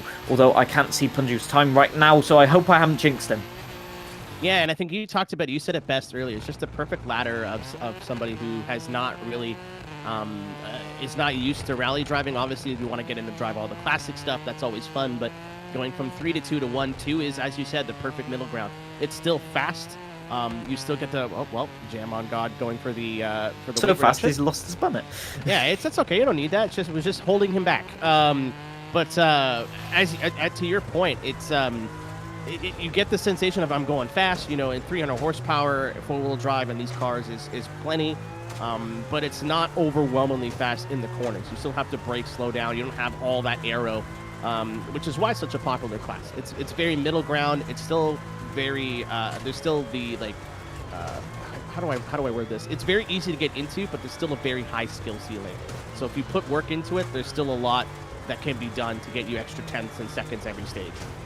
Yeah, you don't necessarily have to worry about any of that aero tech. Anyway, moving on from that really bad joke, Jam going really wide and hitting the tree. I'm going to distract Aerotech from that one for about 10 seconds, hoping that he forgets about that. But as you can see here, onto the cobblestones as well. I did point that out earlier, but the changes of driving surface can be really, really difficult, and also contributes to tire wear as well. I noticed that the tires were definitely losing traction halfway through the long stages. The stages are quite long here, actually. I think 18 kilometers or 20 kilometers, but it goes by in a flash just because of the high speeds. Yeah, and again, I think a lot of people having issues so far. Vlembar kind of pulling away so far by himself. Riff Blondie currently in a podium position. She's doing really well. I think it's gonna this format is gonna reward those who are trepidatiously confident. Maybe not tiptoeing around the stages, but kind of just going, this is what I know how to do. And these cars are a little bit less intimidating than the Rally ones, so I know what I'm comfortable in. I know what's fast, I know what's not fast. Because she's on for a heck of a stage time to start off this rally. if she can just get it across the line. Punji's up there. He's about to cross the line as well. So Glenbar, again, kind of in a league of his own to start off. But we saw that before where it doesn't take much to drop down 10, 15, 20 seconds with penalties and issues. So great first stage for Lembar, great first stage for Riff Blondie, great first stage for all of our creators. But it is not over yet, not by a long shot, guys. As she gets P4, 23 seconds down on Lembar. Yeah, that is a very, very impressive time, and Riff Blondie really looked very confident in the car and sort of sure of where she was going, and looked very controlled in terms of her demeanor there on camera. So yeah, I think definitely one of the drivers profiting from the fact that everything is going by a slightly slower pace. I do say slightly. Ever so slightly. The top speed of this car is still exactly the same as that is a puncture that I saw just there on somebody's car, and that's a little bit more than a puncture. Active aerodynamics right there. For PJ. We talked about all the Rally 2s being available, so it's cool that PJ went, you know what, I'm going to go for the Citroen and just kind of change it up a little bit. Not a car I think that would be super competitive even before the update, but I respect him trying to just add some color to the vehicle list here, but unfortunately did not work out for him, as he's going to be the final driver to cross the line here in our first stage in Poland. But still plenty of time for him to claw his way back up the order. He wasn't too far off, not like he was several minutes off. Encephalosis blew 1 minute and 35 of penalties. Did he steal somebody's lunch money? What happened there? Was he flirting with somebody's wife? How do you get That's not gone well. That has not gone well at all. I think that might be a puncture. That's my guess. 1 minute 30 and the 5-second reset for going off track. But yeah, I mean, you can understand there's just so many obstacles, and that's one thing that I mentioned previously is the level of detail of the stages. You can see it here just from the after stage sort of overviews of the stage. There's so many hay bales, fences, little sort of curbs or banks on the side of the road. You really have to have your wits about you. Yeah, it seems that the level of detail is really, really cool. Again, one of the things that I saw, a lot of people was like, I don't like the. It's obviously a nitpick, but I don't like the garage. I'm drawing a blank here. Help me out here, friend. The service areas. It's like it's right on the top right of the corner or top left of the corner. I'm struggling today. I've been on vacation. Can you tell? But it looks like you are at the rally now, because it's not a building. It's like just the tarpaulin sides. It's just little things like that kind of keep you immersed, which is cool, because I think it's something that EA WRC does so much better or so well, is when you're in the rally kind of front to back and on your own and focusing, it gets very, very immersive, especially if you've got a VR headset. So that's something that I think it's doing better than a lot of other games on the market right now, is you feel like you are part of the rally, especially with service areas and trying to manage repairs, tire strategy, and then again, just little things like this, having all the liveries being accurate now, because the big livery update came with this update as well. Want to make sure we get that in there, but just little things, and it's something that you wouldn't think matter, but even just looking at this now, seeing that the walls are bendy and they flicker a little bit with the wind is really, really cool. It's a nice little touch. Yeah, I find this reminiscent, actually, of the early Codemasters Formula 1 games with the paddock and all of that, and the little details that you saw in those areas. And actually, a 16:9 format doesn't showcase how much detail is in the service area here, because off to the left and to the right, if you've got an ultra-wide screen, there are so many sort of tools left laying about, toolboxes open, and parts ready to go on the car. It's actually really, really nice to see that they've just added those little things in that actually 99% of the drivers aren't going to see, because they've got a standard screen and you can't go left to right. So Codemasters, please add the left to right so you can demonstrate your good development. Can you go left to right? Oh, hang on. I've discovered something. You can go left and right. I take it back, Codemasters. Genius. Looky Lou, as we can see over there, we are not getting paywalled by needing an ultra wide. Fantastic. Yeah, that's super neat. Again, just look at the details, though. Look at the stuff left around it. It looks like a proper service area, which is brilliant. Again, this is a screen that you'll probably see a lot if you are a frequent driver of WRC. Not something I think is like, oh, this is a game changing. It just adds a little bit to immersion. And for what this title is and what it means, I think having that little extra flavor is fantastic. So stoked to see little things like that they're thinking about little things like that, which tells me that the future of this game is probably in pretty good hands. Yeah, I think it's a very positive addition, this update to the game. I definitely think the stages and just one word that I had for it is quality. Okay, two locations are actually quite a bit, and obviously they feature in the calendar, so they have to be in the game. But the level of detail and the level of sort of passion that I see going into the stages is very, very encouraging to see. And as we can see, Gareth off of the stage start, he's going to do a few donuts and go right back to No, Gareth, to the service area. They have a family. No, please, no. They were 2 weeks away from retirement. We've got a producer losing his mind in the background. I don't think we were supposed to mention that, but unfortunately he gave me something to laugh at, so that's not my fault. My bad. If you don't see me on production next week, you know that I said the thing I didn't mean to say. Listen, nobody can be as bad as Gwatz today. Gwatz takes the cake for things you should not have said and said on the stream, so that's fine. We're playing with House Bunny now. As Vlembar, we're running along with Vlembar, again, currently leading the rally. We've seen it before, though, maybe a little bit unfamiliar to these stages. I think it's going to be a lot less huge issues. We might see some slip-ups here and there, maybe a little bonks into trees, maybe offs. But I don't think without the threat of those gutters, we're going to see major... Oh! Well, the jinx has happened. Keep your foot in it. No, the car's okay. The car's okay. It's a half spin, no damage. I don't think he's still going. That's what I was going to say. You're going to see stuff like that, good. But not terminal parts flying off as often, at least. Yeah, I completely agree with that. I just want to mention this is my favorite stage so far of Poland, as Vlembar taking some foliage with him there as he goes through the stage. Just the level of commitment you have to have on this stage. You've got so many blind crests, so many sort of varying camber angles into the corner, that the level of commitment and the level of satisfaction you have when driving this stage and getting it right is something that I felt on other stages, but in this one particularly. And I had a smile on my face from start to finish, apart from the point where I crashed into the tree. But we'll gloss over that statement. It was a truly unique experience, and I just kept wanting more and more and more, and to try and go faster and take a more aggressive line and just try and be a bit more risky, and inevitably it going wrong every single time. Oh, wow, Jam. Oh, it didn't work out. Okay, I take back. I was going to call him out for it, but I'll take it back. It didn't work. But that's an interesting line to note down.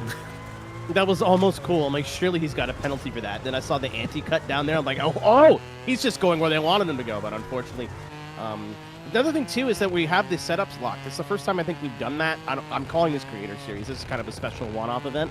But we've always had open sets. But I think that with the baseline setup here, obviously you'll see people hitting red line a lot, or the limiter a lot in the top gear, but not as easy to go exploring and be able to get away with it when the suspensions are kind of just is what they are. Yeah, they might be hitting the rev limiter, but that rev limiter is about 190 kilometers per hour, so they are still going some, even with the default setup. You can probably get an extra 10 or maybe 15 kilometers per hour out of it with the Rally 2 cars, but honestly, this is definitely fast enough for Poland already. Do I see Punju in the lead again?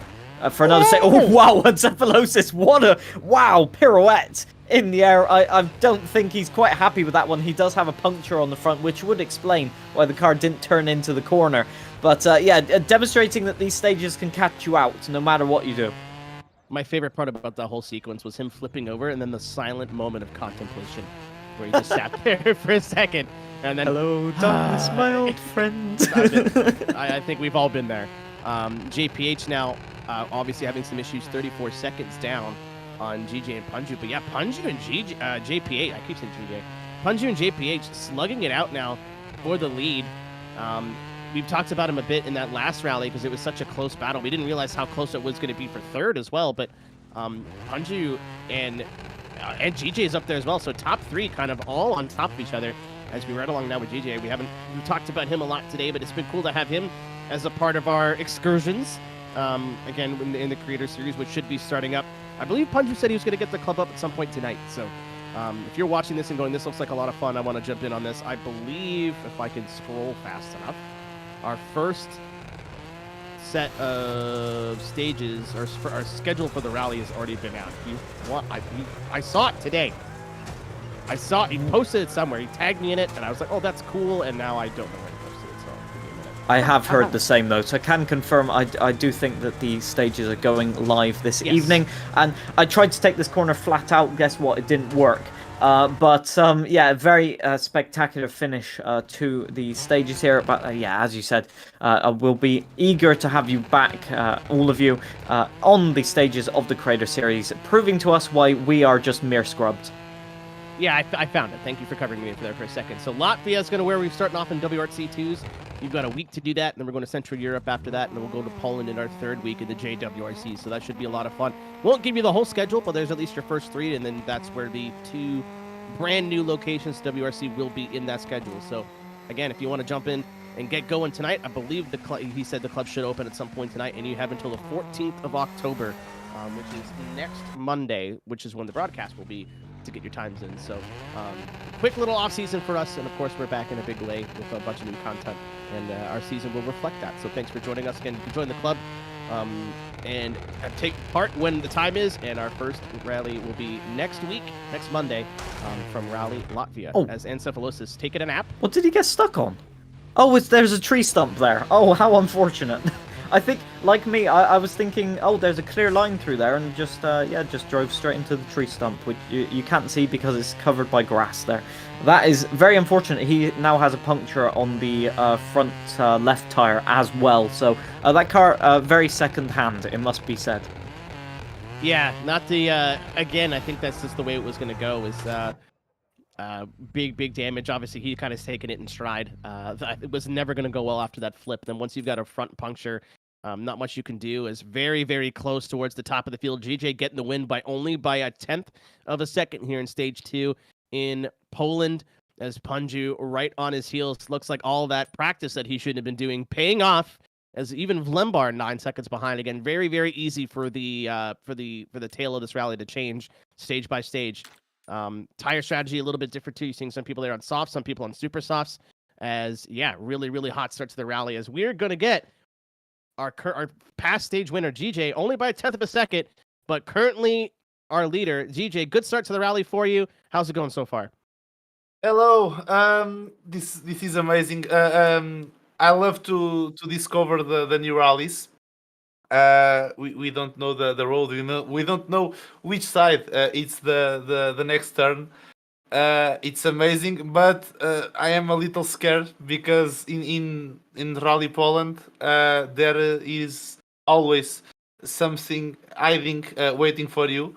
You have a very fast zone, and in the next you have a blind corner, and you don't see which side or where is the corner. It's very, very scary, but yeah, it's amazing, and this car is really fun to drive. I think the new stages, they are quite fun. What do you think about the new car then? Let's hear your thoughts on that.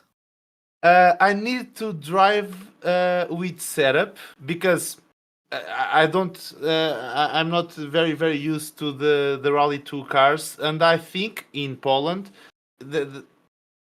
is a little bounce with the bounce of the road and the off camber turns. The car is sliding a little bit, and it's easy to lose the rear. But I think it's just a thing of setup. We are driving with the fixed setup. I think it's just a little adjustments in the suspension, and the car is great. The car have very high torque, and you feel you have always the power. It's great to drive. The sound it's different because of the 3 cylinders, but yeah, it's the real sound of the car, and you feel the car have the power. I have I want to know if the car is similar or better of the Skoda. It is a very important thing to know. But yeah, I don't compare anything. It's my first runs with the car. But yeah, I think it's a great car and so much fun to drive for sure. I'll ask you the question then, just briefly. What did you think of the Rally 1 cars, the update? I only drive the Hyundai and I love the sound. I love the sound. It's great. When you brake, the car does a different sound. Once again, the driving it's good. It's pretty much the same. I don't drive with the setup, but it's great, and I think the sound is we love cars and we love rally cars, so the sound is an important thing, and I love the sound of the Hyundai. I don't drive yet the Toyota or the Ford, so yeah, I can only speak about the Hyundai. Well, we'll let you get into that stage, as I've just got word that the stage is just about to start, so good luck. And yeah, as he started the stage just at the end of the interview there, very professional actually, keeping it very talkative right until the end, and then you could see him straight into stage mode. Let's do it.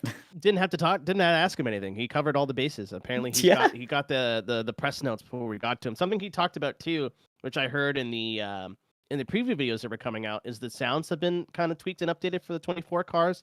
All I heard was the back end of the Puma, and it sounds like a 1940s plane off throttle now, which is exactly how it should. It sounds like a weapon.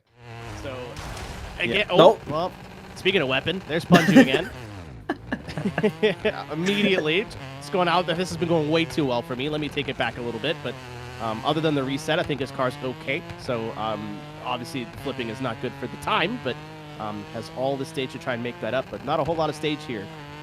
Yeah, he was just trying to show the Toyota aerodynamicists a lot of sort of different ideas for how to reshape the car, even though it's a new car.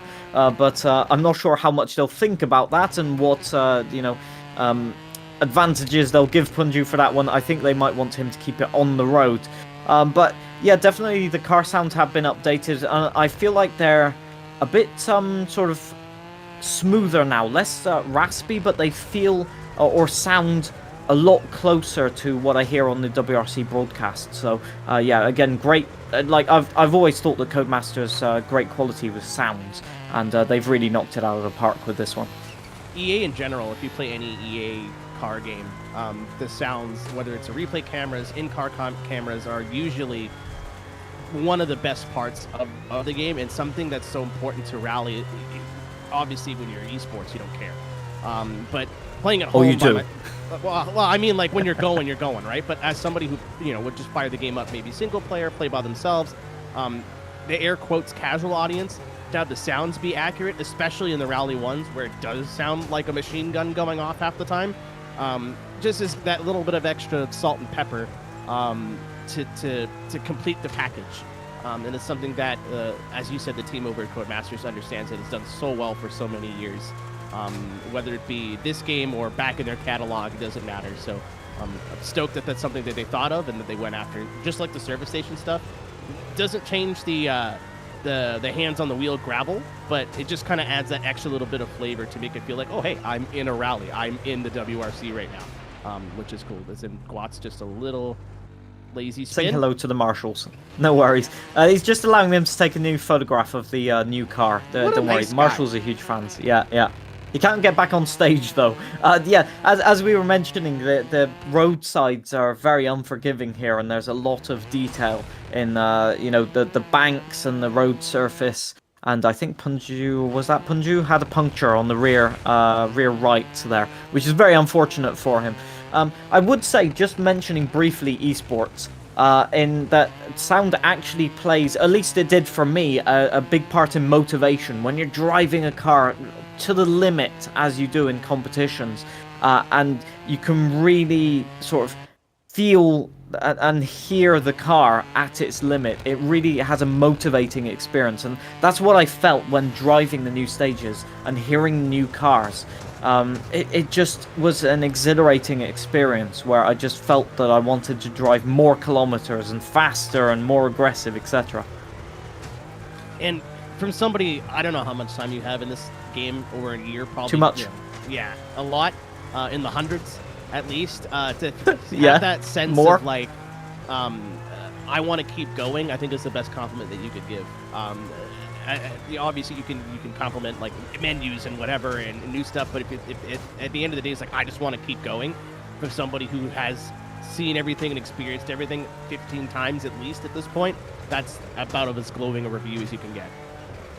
Yeah, I think it's really enjoyability is really important because you only have a finite number of stages with this quality, and that goes for every racing game. There's only a finite amount of circuits or cars, etc. And so having that experience be fun on the first time, as our drivers are experiencing it right now, and being very close times, as we see on this stage once again, and experiencing it at the 50th time when the times are even closer, and we're still enjoying the stages, is such a rewarding experience.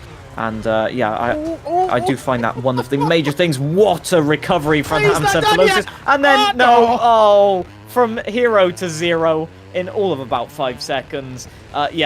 Poland just punishes you. It's for sure.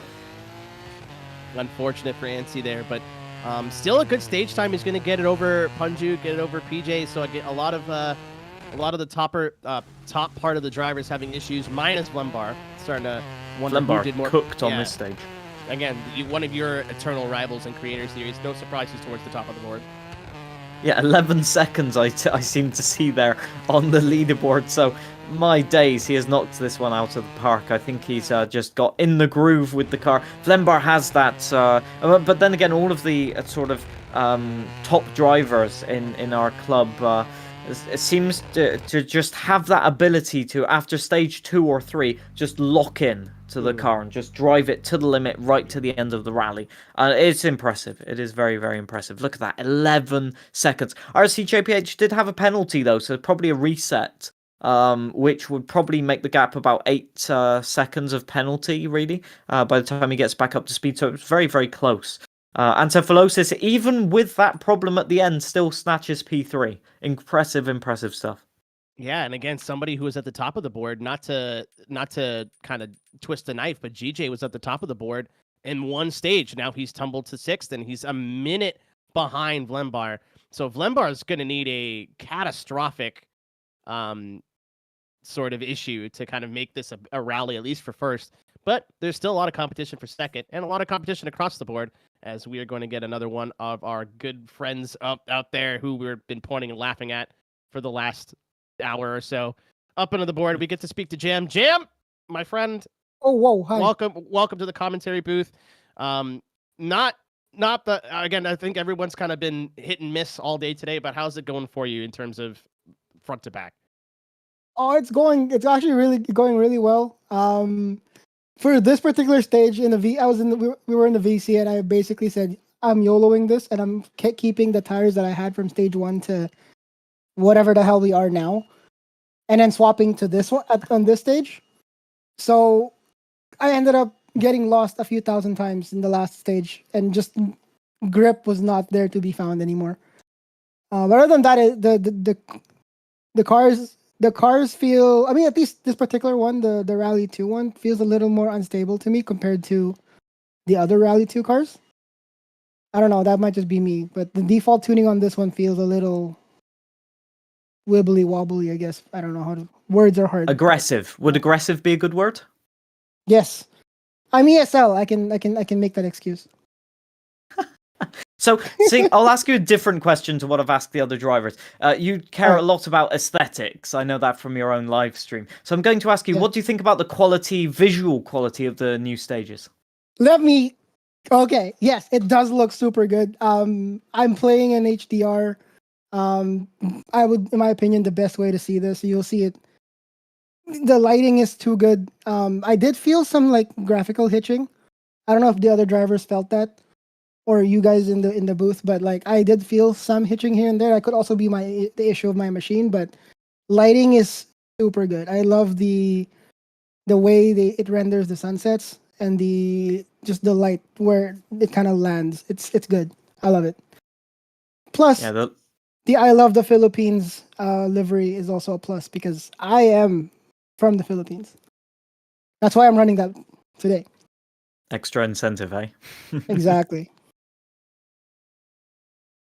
I'm sorry. I'm just trying to get over what Gareth. Gareth did you real dirty. You'll see this in the VOD when you watch it back. Bro, okay. Oh no. What? Big Doctor Who fan, Gareth Allen. It's Oh fantastic. no, what did you do? Just and a little bit of added bonus. So as you know, we talked about it a little bit with everybody. You mentioned the car a little bit. Totally new stages for everybody.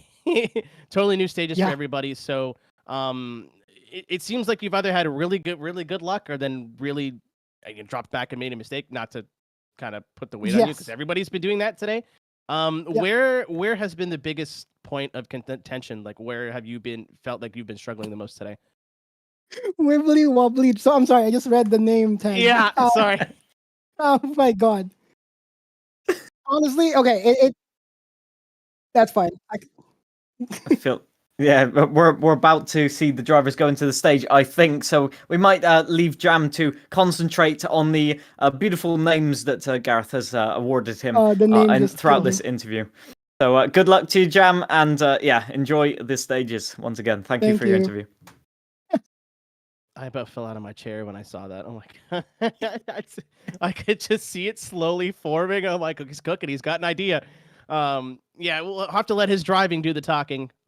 Jam, again, super fast driver, super competitive driver, somebody who's been a little bit new to the Creator Series, but definitely is part of the family now. Yeah, for sure. It's great to see the different backgrounds that we have from our drivers. Some of them are experts in the Formula 1 game, other ones experts in rally. But we've got some drivers that like to explore all kinds of fields of content creation. Jam produces music and does a whole bunch of other variety live streaming. So there's all different kind of backgrounds that merge together to crash cars into trees. Yeah, it's arborists hate us. It's not a big fan. As we're riding along now with GJ again. GJ thought he was going. Oh, he did no! Just tag it. Oh, I thought he cleared that for sure. So not the best start to his stage, as he's going to try to continue now with some front end damage. Jam talked about it a little bit. We mentioned it a little bit too. All the liveries that got added along with all this new content. Super cool that not everybody's out there driving the same, like liveries. So you're going to be able to have all of the liveries from this season as well, driving with as your favorite combo from the WRC. So that's awesome to be able to have that included as PJ, the only soul brave enough to drive the little French boy. And Gareth called him out in the chat. He's blaming his tools, but a good workman does not blame his tools.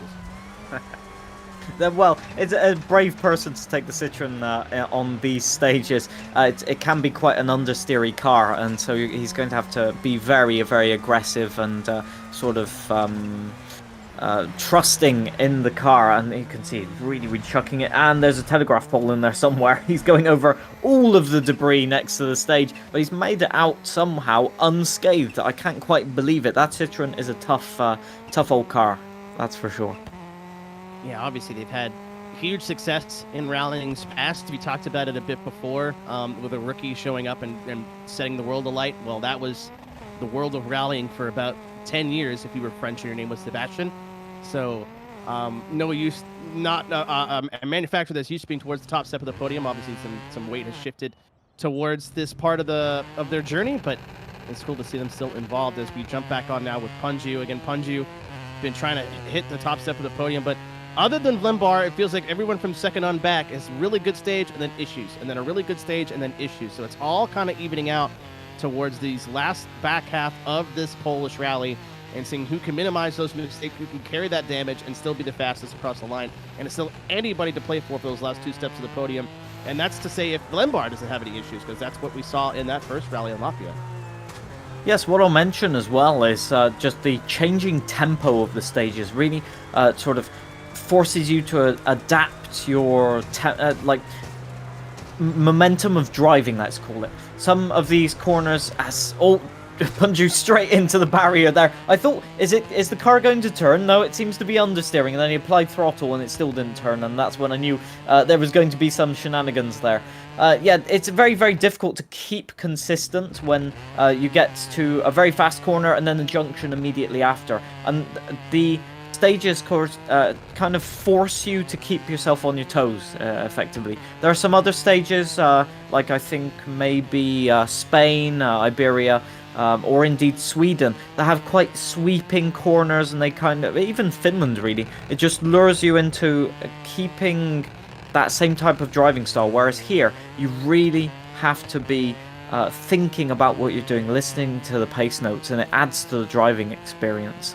But then again, if you get it wrong, as we've just seen, it can go very, very wrong. As IRC JPH is leading this stage with Vlembar, I think having made a small mistake in this one, so not enough to endanger him at the top of the overall standings at the moment, but a small dent to Vlembar's confidence in this one, maybe. Yeah, chipping away at that lead. 8 seconds is not going to be a small amount of time. Again, Vlembar's got about ooh, that's not going to help either. Keeps the car going forward, just stuck barely. in the ditch. Keeps his foot in it. Is he able to get out? And I don't think so. He's going to have to take the reset. So I don't want to say it's a commentator's curse, because it's exactly what I want it to happen. No offense, Vlembar, you're a good person. I'm a swell lad, but I want to see competition. So that's absolutely what needed to happen for the back half of the field, was Vlembar to have some sort of issue. And he had that 8. He was already down 8 seconds. That's not going to help him at all. Obviously, he's a minute clear of P2, but little mistakes like that are what's going to bring the rest of the field closer to him, because everybody behind him is foaming at the mouth to try to take that top step of the podium away from him. Yes, and I think the top step of this stage was highly contested between JPH and GJ. And I think GJ has won the stage. You can see there, number 1 next to the name of Mr. GJ. So that is an impressive comeback from GJ, who was struggling. Well, he said he was struggling with the car, but he won a stage earlier. So struggling is a relative term, apparently. But yeah, it just shows how close the competition can be with these cars and with these stages, and how drivers are indeed reacting as much as possible to what they are doing. So top of the board there, GJ only by 0.6 of a second. Punju 7 seconds back in P3, and Vlembar now has bled 14 seconds of his lead to those behind him. So what they needed to see, not quite as much as that lead has gone down from a minute to 45 seconds, but we have 2 stages left, and they're running out of time if they want to go for the top step of the podium. GJ kind of running away with P2. Riff Blondie with a heck of a performance in P4, and Punju in no man's land there in P3. A minute back on the lead, but still 40 seconds back on P4. So the issue is just mistake mitigation for those who are kind of outside of the podium, which is what we expected with some new stages and some fixed setups. I think, yes, we'll be able to ask all of those questions and all of those points to Vlembar now, who we've got in the commentary booth. Hello there. You seem to have a few problems in that stage, but apart from that, it's been a dominant performance in Poland, I must say, so far. So what do you think the key is to that performance on these stages in particular? To be honest, I don't think they're really, for me right now, is like a key. I'm driving it the first time, so I'm just sending it and basically hoping for the best. Sometimes it works, and yeah, I had my moments so far where I tested the limit and went over it. So yeah, but I have to say, both rallies really, really fun. Both in their kind of unique ways, kind of tricky. But yeah, definitely had experience driving them the first time. And I mean, we've talked about it a bit up here, but this Yaris that you've been driving, brand new to the game, new to Rally 2, how does this compare to the more traditional choice, let's say, of the Skoda? Where do you feel it's different between the two cars so far? I think on first impression, I would say it feels pretty level with the Skoda. I can't tell, obviously, because I haven't driven the Skoda on those two rallies yet to compare, basically. But I think does feel like it has the power and also like the grip which you expect from the Skoda. So I think it's finally a car that can compete with it.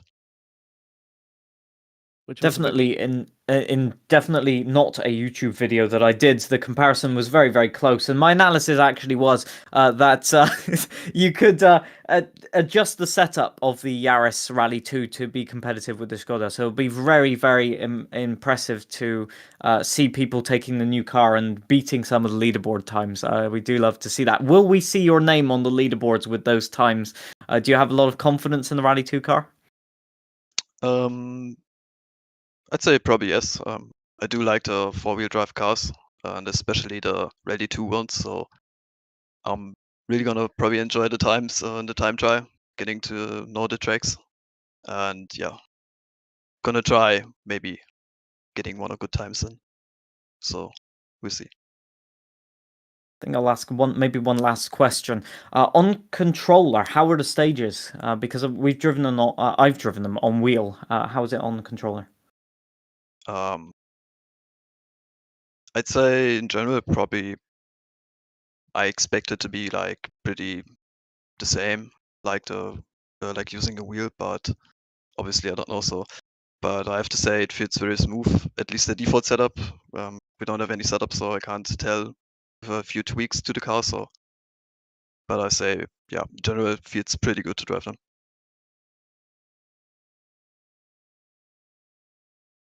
All right, we'll let you get back to it. Again, obviously you've got that big lead, but you've got 2 stages left to get it done. Obviously, sending it has been working out. So best of luck, and hopefully we'll see you on the podium towards the end of the event. Thank you. That was Lembar. No stranger to a podium in Creator Series. Obviously, somebody you're very familiar with Izza. It seems like whenever we're done the broadcast, it's you two that are towards the top boxing for the lead. 2 championship battles will come down to the wire between both of you. So I was really excited and stoked to hear his opinion of what we've been running through today, as well as yours, of course. But I heard there's a YouTube video. I don't know if you guys are aware, but I heard there might be a YouTube video about it. But obviously awesome to get a different opinion from somebody who's so competent in this form of motorsport. Yeah, it's always impressive to hear his opinion because he has a lot of sort of fine detail analysis to talk about, and it's very impressive seeing a driver be that fast on controller and being able to talk about how the car is reacting and the feeling the car gives, because you don't have force feedback on the controller. The best you have is like a rumbling effect of the loss of traction or locking up of the tires. So it speaks a lot to the versatility of the driving in this game, both before the update and now after the update. And so that's very encouraging to see that, the ease of access is still there. Yeah, I think that's something that, as well, that the 2 licensed games from EA, whether that be F1 or WRC, do very well, is that if all you have is a controller lying around, I've seen people put in good stage times on a keyboard. Whatever you have will work, and something that I think is fantastic for fans that are new, that are like, this is cool and I want to get into this. And then you're on your keyboard and you go, I want something a little bit more, and then you get a controller and you go, I want something a little bit more, and then you get the wheel, and then you get the triples and the rig and everything. So I love stuff that you can enjoy regardless of where you are in the sim racing pipeline, and WRC does that so well. One of its best things that it's done since day one is, regardless of how you're playing PC, console, you'll have a good time. Yeah, indeed. That's one of the main strengths, really, of a rally game, is it can be played to a competitive level on many different platforms for a start, but also many different input devices. We've seen people in the Creator Series on keyboard, on controller, and indeed on wheel. Obviously, as you said, it's a very slippery slope with tech in sim racing. You start with a tiny little sort of basic wheel and upgrade before you can even think about it. But that is the danger of having such a high quality game to play in general. It's like any hobby, any tech-based hobby, right? You start off with like, I only have to spend a little bit, and then you're at least 4 or 5 digits deep, looking at your pieces of plastic in the corner of your room, going, it's just it's part of it. But I'm sure I'm just stoked that there's a lot of titles that a lot of people don't bother. So, well, I don't have a wheel, I don't have a direct drive wheel, a big fancy wheel. Again, there's one bars out there on a controller, humbling everybody. You have people on very, very entry-level equipment, and then you have people like Punju that are on some pretty serious hardware, and they're all fast. So it's just whatever you're comfortable with, whatever you have around the house. If you want to make it work, you can make it work. Brakes, kind of important for corners. Maybe you might want to try that. As JPH going a little bit deep there in that right-hand corner, but trying to no damage. It's going a little bit wide. I don't think he got a penalty for that, so just try to make up for that mistake.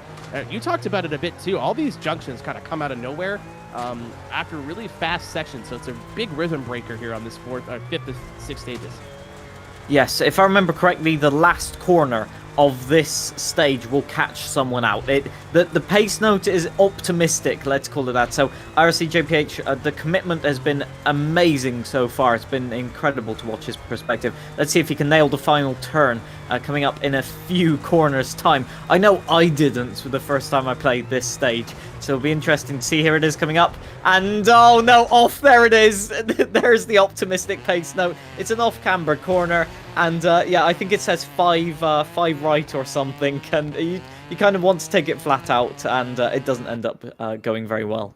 Luckily towards the end of the luckily towards the end of the stage, so minimal time lost there, as Ripblondi's going to come across the line now as well. Our producer said it in our Twitch chat. Obviously, you can watch this on many different platforms, but oh, PJ went off there as well. Nice. Tool equipment. You can join this starting next Monday. Every Monday afternoon here on the same channels you're watching us on currently. And the cool part is, I think it's one of the best clubs to be in because we do so many different rally and vehicle combos. GJ top of the board, but only a second over Punju. Wow. As Vlembar, another suboptimal stage, but he still has he got about 30 seconds left to bleed if he wants to have that win into question. Punju very much now in no man's land in terms of pace, but yeah, join the club right now if you've have access to EA WRC, whether that's console, PC, whatever you're playing it on. And there's usually anywhere between 200 and 300 drivers a week, and it's really cool to see where you stack up. And there's always competition, whether you're driving along with us in the Creator Series or doing it along in your own time. There's tons of competition from new drivers to people like yourself. So it's really cool to be able to track your progress, and been one of the most fun things I think you could do in WRC. Most definitely. I think the experience of competing against people that you can see either on live stream or different other forms of content, or that you know from, say, a Discord group or other means, is a very unique experience, and one of the things that makes participating in the clubs a genuinely enjoyable thing. And speaking of which, we are going to talk to one of the regulars in the Creator Series, Mr. Hayden Gullis.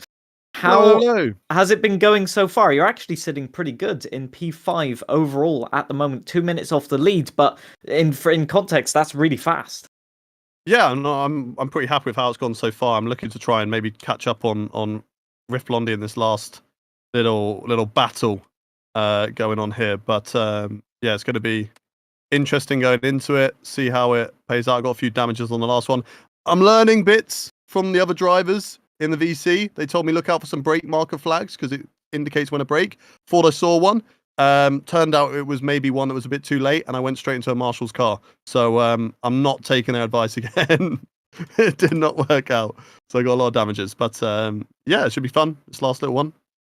How have you been adjusting as somebody who's able to kind of go from on a circuit race, right, where you're able to have consistent braking points, turn-in points, and kind of memorize all that and get that down, to where you're figuring all that out corner per corner on the fly? Obviously, you've never seen these stages before. What's the adjustment been like for you? I guess it's just reactionary. And one thing I've always thought that I'm quite good at when it comes to racing is I can figure out a circuit pretty quickly. Like, give me 2 laps and I know where I'm going. So I'm quite good at kind of like taking in everything. So I'm listening to my co-driver. I'm looking ahead up the road and I'm trying to work out, okay, what do I need to do through those corners? And it's just adjusting and being very reactionary, in all fairness. Yeah, okay, you get a bit of information before that you can kind of judge, but some corners are different from each other. I think I've got the settings on the wrong one, where I'm currently getting medium and hard corners. So sometimes the medium corners are harder than the hard corners that I get, so it can be a bit confusing sometimes. But yeah, it's just reacting to what's coming up ahead and trying my best to navigate through that, really. So in terms of reacting to the stages spontaneously, which has been your preferred so far, Poland or Latvia? I'd probably say this one. I don't know whether that's just down to the cars being slower or the fact that this is my second event that I've done. So obviously Latvia being the first one, so there's a bit more experience and a bit more, under my belt there. So yeah, I'm not too sure, but I'm going to go with Poland, and maybe it's because of those reasons. All right. Again, super impressive stuff for your first time out. But we got one more stage left to go. Obviously, you've got someone to chase in front of you. What's the game plan? Do we just do slow and steady, or are you going to leave it all on the racetrack? I think slow and steady, because it could easily be, leave it all on the racetrack and then I lose and I drop down 2 positions because there's still some quick guys behind me at the moment. So, just try and slow and steady and hope that Riff Blondie makes a bit of a mistake and I can be there to capitalize. All right, Hayden, it was a treat talking to you, and hopefully we can see you moving up on the leaderboard. But if not, it was a great first showing, and thanks for running with us. Thank you. Enjoy. I am enjoying. Thinking driver right there. I love you can see crashes. It's my favorite part. He gets very upset with himself immediately. But he's a very thinking driver, isn't he? He spent too long in the Creator Series thinking of strategies and all of that, thinking of driving consistent. No, Hayden, we want to see you push 110%. Maybe it'll end up in a tree, but that's a small detail. Don't worry about it. It's content, baby. That's what we're here for. Content. If everyone just drove around at Indeed half it speed, is. this wouldn't be that interesting. I want to see people height competition and who can hit the tree the highest. That's what we're looking for. I'm actually very impressed, to be honest. I haven't seen too many crashes. Like, the drivers have been fairly consistent, and they're all about to crash now that I've said that. But, yeah, most definitely the jinx is real. But, I'm impressed to see that maybe with the increased speeds, the sort of aerodynamics of the car gives a more familiar feeling to the drivers, or a more consistent feeling, so that they can judge the speed a little bit better. I know in some of the slower rallies, you can have a tendency to overdrive the car and try and carry the speed through the corners where you literally can't, and it's a bit stop-start. But here, apart from the junctions, you are really just sending it, as Riff Blondie, once again, just excellent driving, it must be said. Yeah, she's been doing fantastic today. Somebody who's been in and out, obviously she's here when she's available.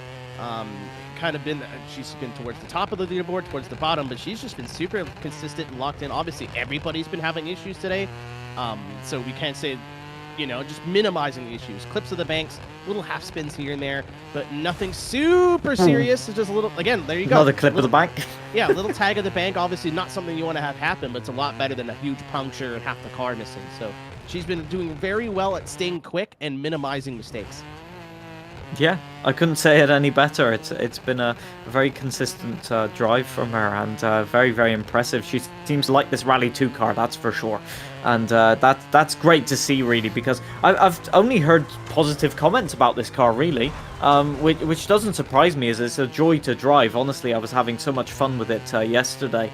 And I feel like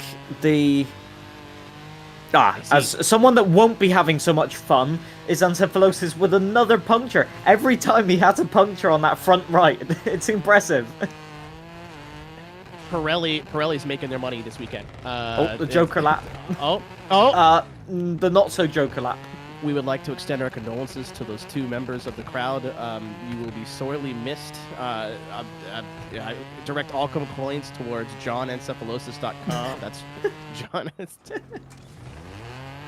He's doing great. It's tough, but again, Punju crossing the line here, really quick last stage. Whoa, look at the gap. Vlembar and GJ, 0.4 of a second in that last stage. Yeah, GJ trying to bring it to him. Again, Vlembar with a big gap, so I think that should be him securing the win, which is really all he needed to do. Again, not a big 10-15 minute stage here, just a quick 3-minute blast through the Polish fields as Hayden trying to stay slow and steady. That is neither. Off into the field. He's got a little bit of front end damage, but all 4 tires, I think, still on the car. Again, trying to catch up the Riff Blondie, but not the stage he was looking for if he wants to try to overtake her overall. We found the tractor, by the way. It was on the inside of that corner. I knew it was there somewhere. What is that? Hey, look, he looks really happy about that. The last stage there, just driving through, and yeah, I think he might have got Rift Blondie in that last stage. Although, actually, no, Rift Blondie stays ahead by quite a margin, actually, in that stage. So, yeah, Hayden celebrating just getting to the end of the stage, I think. As overall, we can see Vlembar wins out that one, only by 39 seconds there from GJ. Punju in third place, catching GJ quite a bit towards the end of the rally. Rift Blondie does win versus Hayden Gullis, but just missing out on a podium there with PJ in the ever-consistent Citroen, apart from that last turn on that stage. Jam not getting the most out of the car, but he seemed to be enjoying it a lot. And Ancephalosis with only 3 tires on the car at one time, having a good old rally. And I think RCJPH might have DNF'd, as well as Guats, a DNF on that one, because a 10-minute penalty on that. Interesting. Yeah, unfortunately for them, but still good finish. Again, really good, really solid job. This was always going to be a struggle, not being able to have all that experimentation and confidence in practice. So it was always going to be difficult. Unfortunately, Gareth rounding up the bottom of the leaderboard as well. Kind of where we expect him to be, towards the bottom. I'm going to get yelled at now. But he's creating his own category, Rally 6. All right. Well, it's been fun to share the producers commentary lost it. booth with you for the final time. But yeah, Vlembar's going to take it overall. Both those two new rallies, he'll have 48 points and round out the championship, the little mini championship that we're starting today. So excellent job from Vlembar, kind of where we're used to seeing him. GJ ended up getting second place, and Punju, no surprise, he's knocking on the top of the steps of the podium as he is third place, rounding out your top 3 in terms of both those rallies. Excellent showing for all 3 of those drivers. Again, just mitigating mistakes. It was cool to see a lot of the fastest drivers that we're used to seeing, almost so robotic, kind of be humanized a little bit in terms of making mistakes and going off track and just kind of going for it. Uncharacteristic mistakes from a lot of drivers. So this was exactly what I think it needed to be in terms of seeing people kind of show their more human side and that they do make mistakes. Like seeing Vlembar bleed 30 seconds in 2 stages is very uncharacteristic for him. But if you're not familiar with the stages, it's kind of what happens. Yeah, most certainly. And somebody we've been wanting to interview, she's now available, Rift Blondie. Hopefully we can get her in the comms box. Let's see. It appears... hopefully she can hear us. She's muted in... Hello. Ah, there we go. Hello. How did you find that? You seem to be having a lot of fun and a very fast pace, I must say. So what was your experience of that? Honestly, I think the best one was the last one, because that 10-second penalty, because I released the handbrake way too early, it was a mistake, okay? It was not like intention or anything. That really made me push, and it was really, really nice. I did have to get a little bit used to rally again. So I had It didn't seem like it. a lot of mistakes. Really? From what we saw of at least the last stages, you looked on fire. I'll be honest. The pace was really good. The lines were good. So yeah, I think you're a bit harsh on yourself. Okay. Well, I only saw what I was doing. I don't know how it looked from the outside, but thank you for telling me that. It really helps to know that. I mean, as you said, you had the 10-second penalty. If it wasn't for that, you're 5 seconds off arguably one of the fastest drivers in WRC, period, in Vlembar. So, I mean, I don't think you have anything to really be... You were consistent, you were fast. It was awesome to kind of see you humble a lot of people today. And well-deserved top 5 overall. Thank you very, very, very much.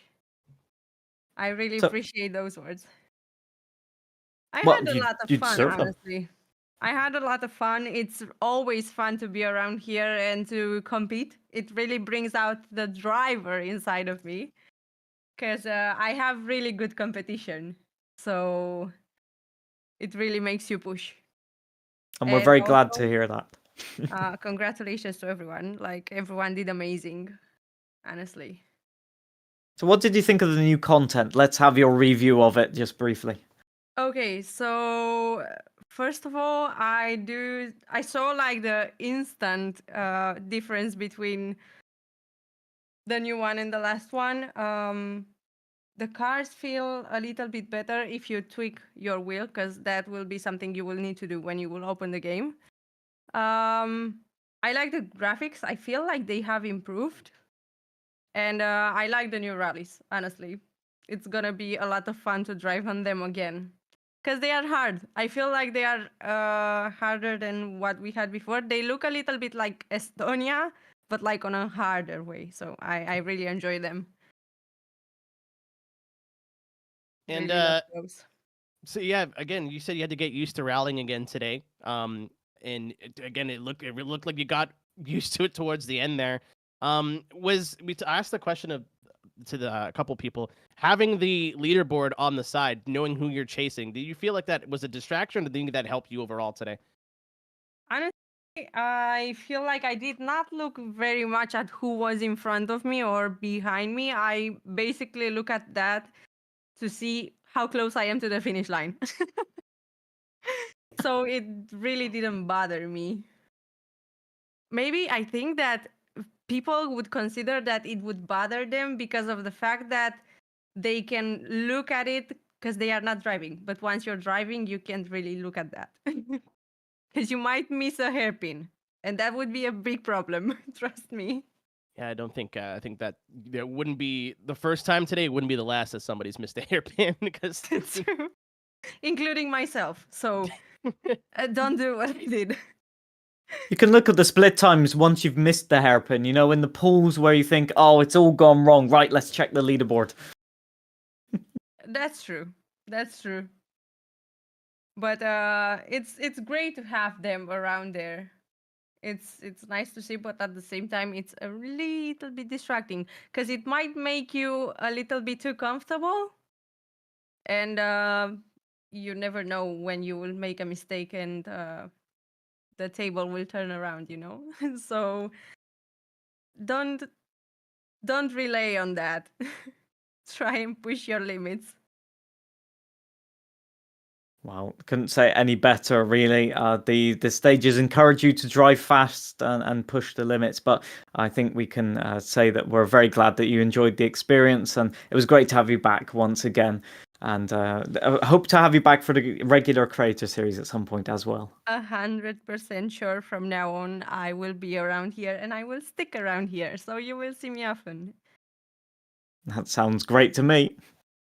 Thank you so much for having me, guys. It's always a pleasure to talk to you and race with you. You're amazing people. A Too fast many driver and a good compliments. liar. Thank you, Riff Blondie, for joining us. And super impressive showing from her today as somebody who got locked in. I think she said it best. She didn't get distracted and just focused on her own rally, and paid off for her. Super impressive job today. As to speak to somebody else who had a super impressive run today, Punju, my good friend, P3 overall. We're not done. No, we're not done yet. We've got to continue talking to you. Super impressive stuff today. Showed some good pace. Obviously, everybody had issues, but bronze medal today, man. How'd it go for you? We'll take the bronze, honestly. I think it was pretty fun. It was obviously I was expecting it to be kind of crazy and chaotic because nobody knows the stages, nobody knows the cars yet. But I try my best to manage away from the chaos, and yet still every single event I found a stage that would give me chaos, and that's unfortunate. But it was all right. It was really fun overall. And let's talk about briefly now about the chaos that can ensue now on the Creator Series. Do you want to talk to us a little bit about that? Absolutely. We have a sick 8-week series as usual, starting out with Latvia right here as well. I personally want to do something different this time around. We obviously, do a little bit of a change of every single time, and this time the big one that's going to change is seasons. We're doing very unconventional seasons, unconventional styles of that. It's going to be really fun car track combos every single week, but the seasons, some of that is going to change. So you're not just going to get bright, summery, nice days. We're going to see like snow in random places and crazy storm weather in crazy places, and just like really have some fun with the weather for this one. So yeah, I'm really excited for it. I know you put a little bit of practice in before we got started here. I know your favorite thing to do is call everybody sweaty, but when you use the most deodorant of anybody I've ever met. But not saying you're stinky, just saying hey, don't. He smells fresh. Pretty bad. He's nice. He smells fresh. I use extra strength today. I'm not gonna lie. If there's a deodorant company that would like to sponsor us, you can email Gareth Allen at. But as somebody who has got a little bit more experience than just a quick run through, Latvia, Poland. I think John asked this question a little bit earlier. What would you find your favorite? What do you like more than the other? I think I am a Latvia guy. It's just so frighteningly fast. Like, you're panicked the whole time. It's a little bit wider of a track too, which is nice. So like the speed is a little bit less scary in that way, but the consequence is massive if you mess up there, which is really fun. So yeah, I think Latvia is my jam. A little bit less jumps, a little bit less bumpy, so I feel a little bit more confident to like really pin it. And I'm not lifting in like spots where I probably shouldn't. So yeah, I'd say Latvia. Seeing as you talked about the extra strength that you had to use tonight, how did you feel the extra bumps on the stages? One thing that I noticed was that the detail through the force feedback, but also on the visually on the stages, having the bumps a bit like in Dirt Rally 2, I must say. Yes. Did you enjoy that, or did you find it sent you off stage a lot? Both. I liked it because it's more realistic, but did it hurt me? Absolutely. It's just something that I get to, practice for and prepare more, and I think that's what makes this like so fun. Like, there's joys in track racing and doing laps around a circuit, but I think the fact that every single stage is different, every single event is different, compounds for different gravel types and all that kind of stuff is what makes rallies so interesting. And I love the diversity. I bring it on as a challenge, so the more the merrier for that. And challenge is coming to our Creator Series drivers. Again, we're starting off at some point tonight. We should be getting it going, and then we'll be back next week with our broadcast. What are we to look forward to now? Obviously, we won't get into the full schedule, but where are we starting off, and how do you think that's going to go for us? We're at Latvia in WRC 2, and I think it's going to be great. It's going to be a stage, a car track combo that's going to inspire a lot of confidence, but also will have a lot of craziness. It's going to be fun that we're starting off with part of the expansion pack as well. So everybody who just got the expansion pack and is super excited to go play it will get to go do a big rally on the new expansion, custom made just for you guys to have a lot of fun. So we're going to start it off strong for sure is the big one to be excited about. And then second, obviously, is Central Europe because that's an IRL crossover. And we're going to be using the Rally 1 cars, which are really fun on asphalt, by the way. Really, really fun on asphalt. So Central Europe's going to be a ripping quick and fun event, so I'm excited. Little recommendation from me: if you want to have fun on asphalt with the Rally 1 cars, take Hokono Lake in Japan. Downhill section with all of the downforce. You can just go flat out in some of the corners. Absolutely wonderful. Can recommend. Yeah, it's a lot of fun. Yeah, Japan, these things are crazy. But yeah. All right. Yeah. We'll let you go here. Get back to what I think you finished a rally and then immediately jump back in the car. So I did. Yes, I'm being sweat and trying to cheese out some world records before Baconator takes them all. So he's already taken I'm literally not even joking. I checked the leaderboards. He's already taken multiple. So he said he would. I would insult him to try to give you an extra leg up, but he sent me a setup or two, so I have to. If you give me setups, I'll be your. Oh dang! The truth is revealed finally. Listen. My support can be bought very easily, as it turns out. I'm not difficult. Yeah, that's on my Tinder profile. Highly bribable. Funny. Why is everybody laughing? This is serious. I don't know why. Okay, he's broken us with that one. Yeah, that was pretty game good. over. That was pretty good. But yeah, thanks guys. You guys were awesome. I appreciate you. And for everybody who's watching, hope you guys are excited for season 4. We're gonna have a blast.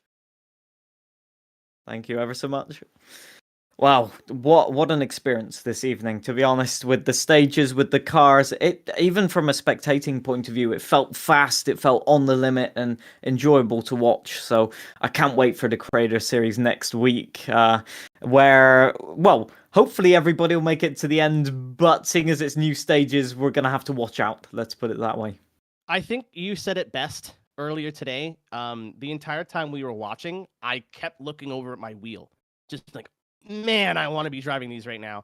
And we could sing the praises of, oh, the sounds are better and this is improved and that's cool.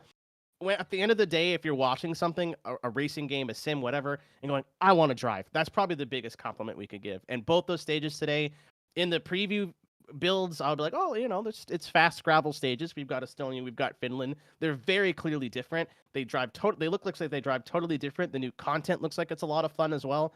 And the entire time I've just been refreshing my Steam, hoping that it finishes installing. So when we're done here, I can jump in the car. So we could sit here. I mean, you're a little bit more qualified to go ins and outs, blah, blah, blah, YouTube video. But from somebody who's very new, maybe they're just getting into the WRC pipeline. It's all very cool stuff and just makes me want to go out and drive it. As you can see with Punju, he sat there for 3 seconds and then got back in and started driving again. That's the biggest compliment we could possibly give. And if we want to see you drive it all the time, where can we find you driving it all the time? Well, we'll see if my internet wants to function properly for the rest of the week. But you can find me at anywhere on the internet at Aerotech. Again, thank you for letting me have an opportunity. But again, I'm new to the franchise. I jumped on. Punju said, "Hey man, you do some off-road stuff. It'd be cool to see you in Creator Series." I've never really done stage rally before, and that's why I really pushed joining the club and just finding some drivers, a handful of drivers that you're always near, and kind of using those as your rivals, because it's been so cool to get some experience and get better and figure out how setups work and watch your average finish kind of go up and up and up the leaderboard. And there's tons of competition, so it's not like there'll be 5 drivers that are really fast and 5 newcomers and you're here in the middle. There's always somebody to compete with, whether it's another creator or just, I know I have like 5 names on the top of my head that I'm always near on the leaderboard.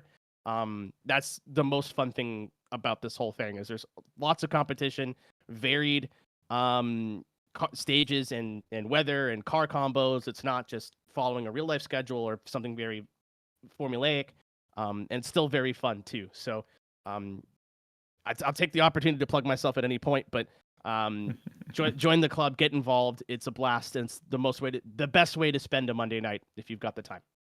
Indeed. Yeah, I echo that. It's always great to see familiar names and new names on the leaderboard. We've noticed many people participating in the past, and we hope that you enjoy the update as much as us, and that you'll join us for this week of racing that is about to start. Will we see you, Mr. Aerotech, on the Creator Series broadcast? Not in the first week, because I'll be in Vermont trying to steal secrets of Subarus. But yes, of course. Fair enough. Of course, I'll be back. This is something that it's my one day off, and I'm still out rallying. It's one of my favorite things to do in the week now. So I'll be back finishing 6th like I normally do, perpetually in the midfield. But again, it's been really fun to learn from you and learn from other people, and get faster and faster, and just get more fun, and get more stuck into a form of motorsport that I wasn't familiar in. But yes, I'll be back for sure, 100%. And as spectators and viewers, if you want to watch all of that good stuff, you've got the links right here above to all of the social medias, where you can either watch the broadcast or find clips and snippets from the broadcasts to give you an up-to-date vision of the shenanigans that have happened over the previous weeks, either on the Formula games or indeed on WRC. So for me, no, I've plugged myself enough. You know what is amusing? Anyway, moving on. Let's thank also Gareth, the producer, perpetual producer, because he does all of the hard work in the background to allow us to view the cars and view the lobby, and indeed view the broadcast in general on regular weeks. And he deserves the credit. He's in my ear. He's saying he doesn't deserve it and doesn't want it, but he definitely does. So he's got no choice in that matter. And indeed, I also want to say just a thank you to the people that work at Codemasters for this brilliant update. I must admit, just credit to them. And on that bombshell, I think it's time to end the show. So just want to thank you all once again for watching. It's been brilliant for us, and I hope it's been brilliant for you as well. And maybe see you next time on Creator Series. Thank you ever so much once again, and bye-bye for now.